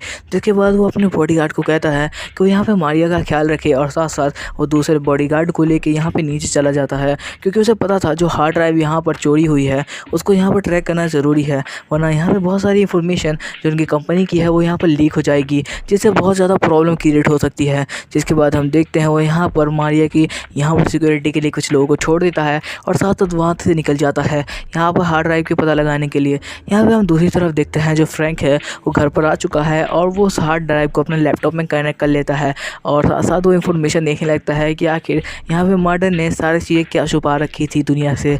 जहाँ पर हम देखते हैं दूसरी तरफ उस फाइल को खोल देता है जिसके अंदर सारी की सारी इन्फॉर्मेशन थी। वो यहाँ पर उस फाइल को एक्सेस भी कर लेता है अपने सिस्टम की मदद से, क्योंकि उसका सिस्टम बहुत ज़्यादा पावरफुल है, तो ईजिली उसे हैक कर लेता है और पता कर लगता है कि आखिर उसके अंदर क्या क्या है। वो सिस्टम की मदद से उस फाइल को हैक कर लेता है, जिस वजह से उसे सारी चीज़ें पता चल चुकी होती है।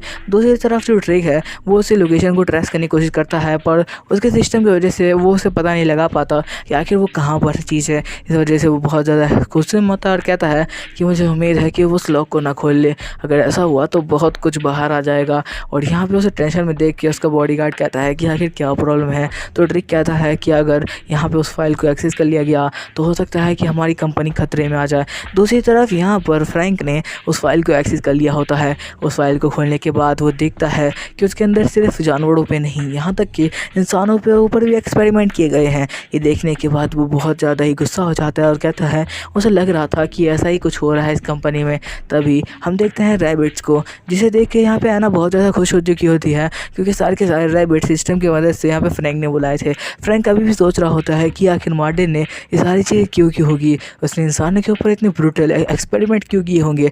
दूसरी तरफ हम देखते हैं वो रैबिट्स को खाना भी खिला रहा होता है।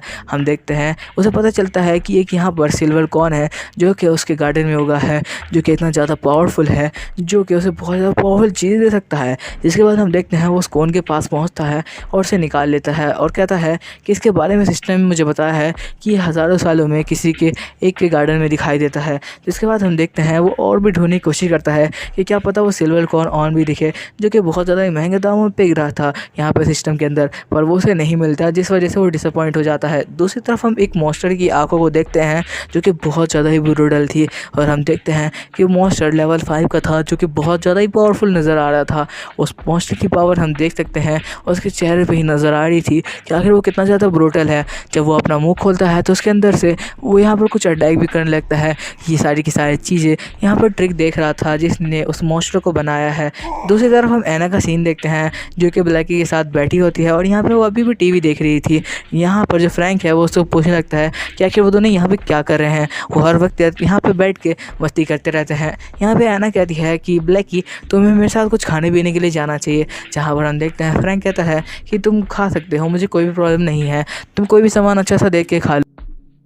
जिसके बाद हम देखते हैं जो एना है अभी ब्लैकी के साथ बहुत ज़्यादा मस्ती कर रही होती है और कह रही होती है हमें क्या खाना चाहिए। तभी उसे बॉक्स दिखाई देता है जो कि फ्रैंक हमेशा संभाल के रखे रहता है। उस बॉक्स के अंदर उसे 2 बीज दिखाई देते हैं, तो वो उस बीज को निकाल लेती है और कहती है मुझे लगता है कुछ स्पेशल होगा खाने का, जो कि भाई ने छुपा के रखा है। वो एक खुद खा लेती है और दूसरा ब्लैकी को खिला देती है, पर वो उसे बेकार लगता है तो वो सीड को बाहर थूक देती है, पर ब्लैकी तो खा चुका था। दूसरी तरफ ओल्ड मैन को देखते हैं जो कि बहुत ज़्यादा घबराया हुआ होता है। यहाँ पर हम ब्लैकी को देखते हैं जो कि एक मॉन्स्टर बन चुका होता है, वो अभी ओल्ड मैन के ऊपर अटैक करने के लिए आगे बढ़ता है और इसी के साथ वो ओल्ड मैन के ऊपर अटैक कर देता है, जहाँ पे हमें पता चलता है कि उस बीज को खाने के बाद ब्लैकी का ये हाल हुआ है। ओल्ड मैन बहुत मुश्किल से ब्लैकी को डॉज करता है और वो कहता है कि आखिर ब्लैकी को हो क्या गया है, कल तक तो वो बिल्कुल ठीक था। तभी हम देखते हैं ब्लैकी एक बहुत ज़्यादा पावरफुल मॉन्स्टर में बदल चुका है, जो कि ओल्ड मैन के ऊपर अटैक करता है। ओल्ड मैन उसे समझाने की कोशिश करता है, पर ब्लैकी अब एक मॉन्स्टर बन चुका है जो कि उसके ऊपर डायरेक्ट अटैक कर देता है बिना कुछ सोचे समझे, और इसी के साथ ये वीडियो ख़त्म होती है। सबसे पहले इस वीडियो को लाइक कर देना और चैनल को सब्सक्राइब कर देना। इस वीडियो का टारगेट रखते हैं हम 500 लाइक का। मुझे यकीन है तुम, अगर नेक्स्ट पार्ट तुम्हें चाहिए होगा तो तुम ये कंप्लीट करवा दोगे। और कमेंट करना मत भूलना, मैं तुम्हारा कमेंट चेक करता रहता हूँ। और सिर्फ ये कमेंट मत लिखना कि भाई नेक्स्ट पार्ट ला के दो, और भी कुछ अपनी तरफ से लिख देना अगर तुम्हें इस वीडियो में कुछ पसंद आया तो।